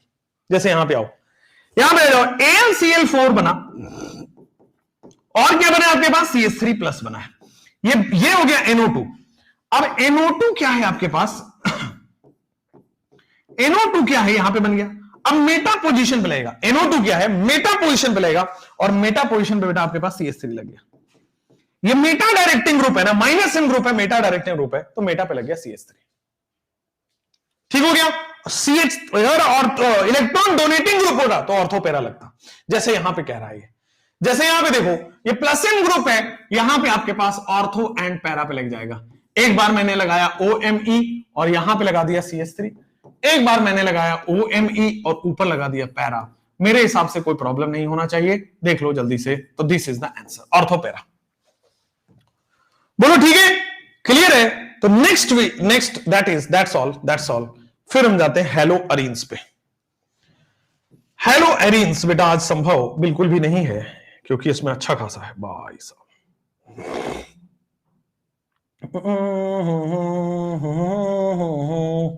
हेलो अरीन बेटा अब कल हो पाएगा, सो सॉरी, हेलो अरीन आपका कल हो पाएगा। ठीक है, कराते हुए चलते हैं, सही रहेगा। हेलो अरीन आपका कल हो पाएगा। ओके ओके, ठीक है बच्चा, चले। यस, आज संभव नहीं है, बिल्कुल भी संभव नहीं है हेलो अरीन्स। वैसे तो बहुत नहीं है, बट हाँ 30 स्लाइडें हैं, एक लग ही जाएगा यार, एक लेक्चर हेलो अरीन्स का। अब एक पॉसिबिलिटी है कि रिकॉर्डिंग डाल दूं, वो मैं करूंगा नहीं, क्योंकि मुझे पता है रिकॉर्डिंग में आपका नुकसान है, पढ़ोगे है नहीं आप, तो फिर अल्कोहल फिनॉल ईथर स्टार्ट करें। चलो कोई नहीं। सर एक शायरी प्लीज, आइए भाई, शायरी वाले तो एकदम भरे पड़े हैं भाई, शायरी वाले आपके पास भरे पड़े हैं। आइए भाई शायरी वालों, शायरी वाले भरे पड़े हैं। वो बता दिया मैंने, वो मैंने आपको सुनाया कि उसके बाद तो हमने मुस्कुराना छोड़ दिया, ऐसा सुना है आपने कि उसके बाद तो मैंने मुस्कुराना छोड़ दिया, दिल ऐसा टूटा कि दिल लगाना छोड़ दिया। अर्ज किया है, ध्यान दो, अर्ज किया है कि उसके बाद तो मैंने मुस्कुराना छोड़ दिया। अर्ज किया है कि मैंने उसके बाद तो मुस्कुराना छोड़ दिया, दिल ऐसा टूटा कि दिल लगाना छोड़ दिया, दिल ऐसा टूटा कि दिल लगाना छोड़ दिया। वो ढूंढ रहा है जमाने में हमसे बेहतर, वो ढूंढ रहा है जमाने में हमसे बेहतर, और जिसके लिए हमने सारा जमाना छोड़ दिया। सुना लिया है? अरे यार तुम यार बहुत टेक लगवाते हैं यार, सुना दिया है तो कितना सुनोगे आप। और उसके बाद मैंने कोई अच्छा सेव नहीं कर रखा है कल। अच्छा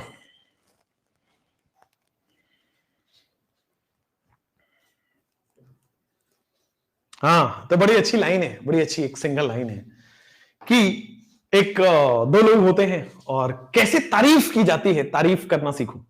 आपको सिखाता हूं मैं तारीफ कैसे की जाती है। कि तारीफ की दो लाइनें ऐसी है कि जब जब जब खुदा भी चांद को सजाएगा, जब खुदा भी चांद को सजाएगा, तब जाके आपके जैसा चेहरा बना पाएगा।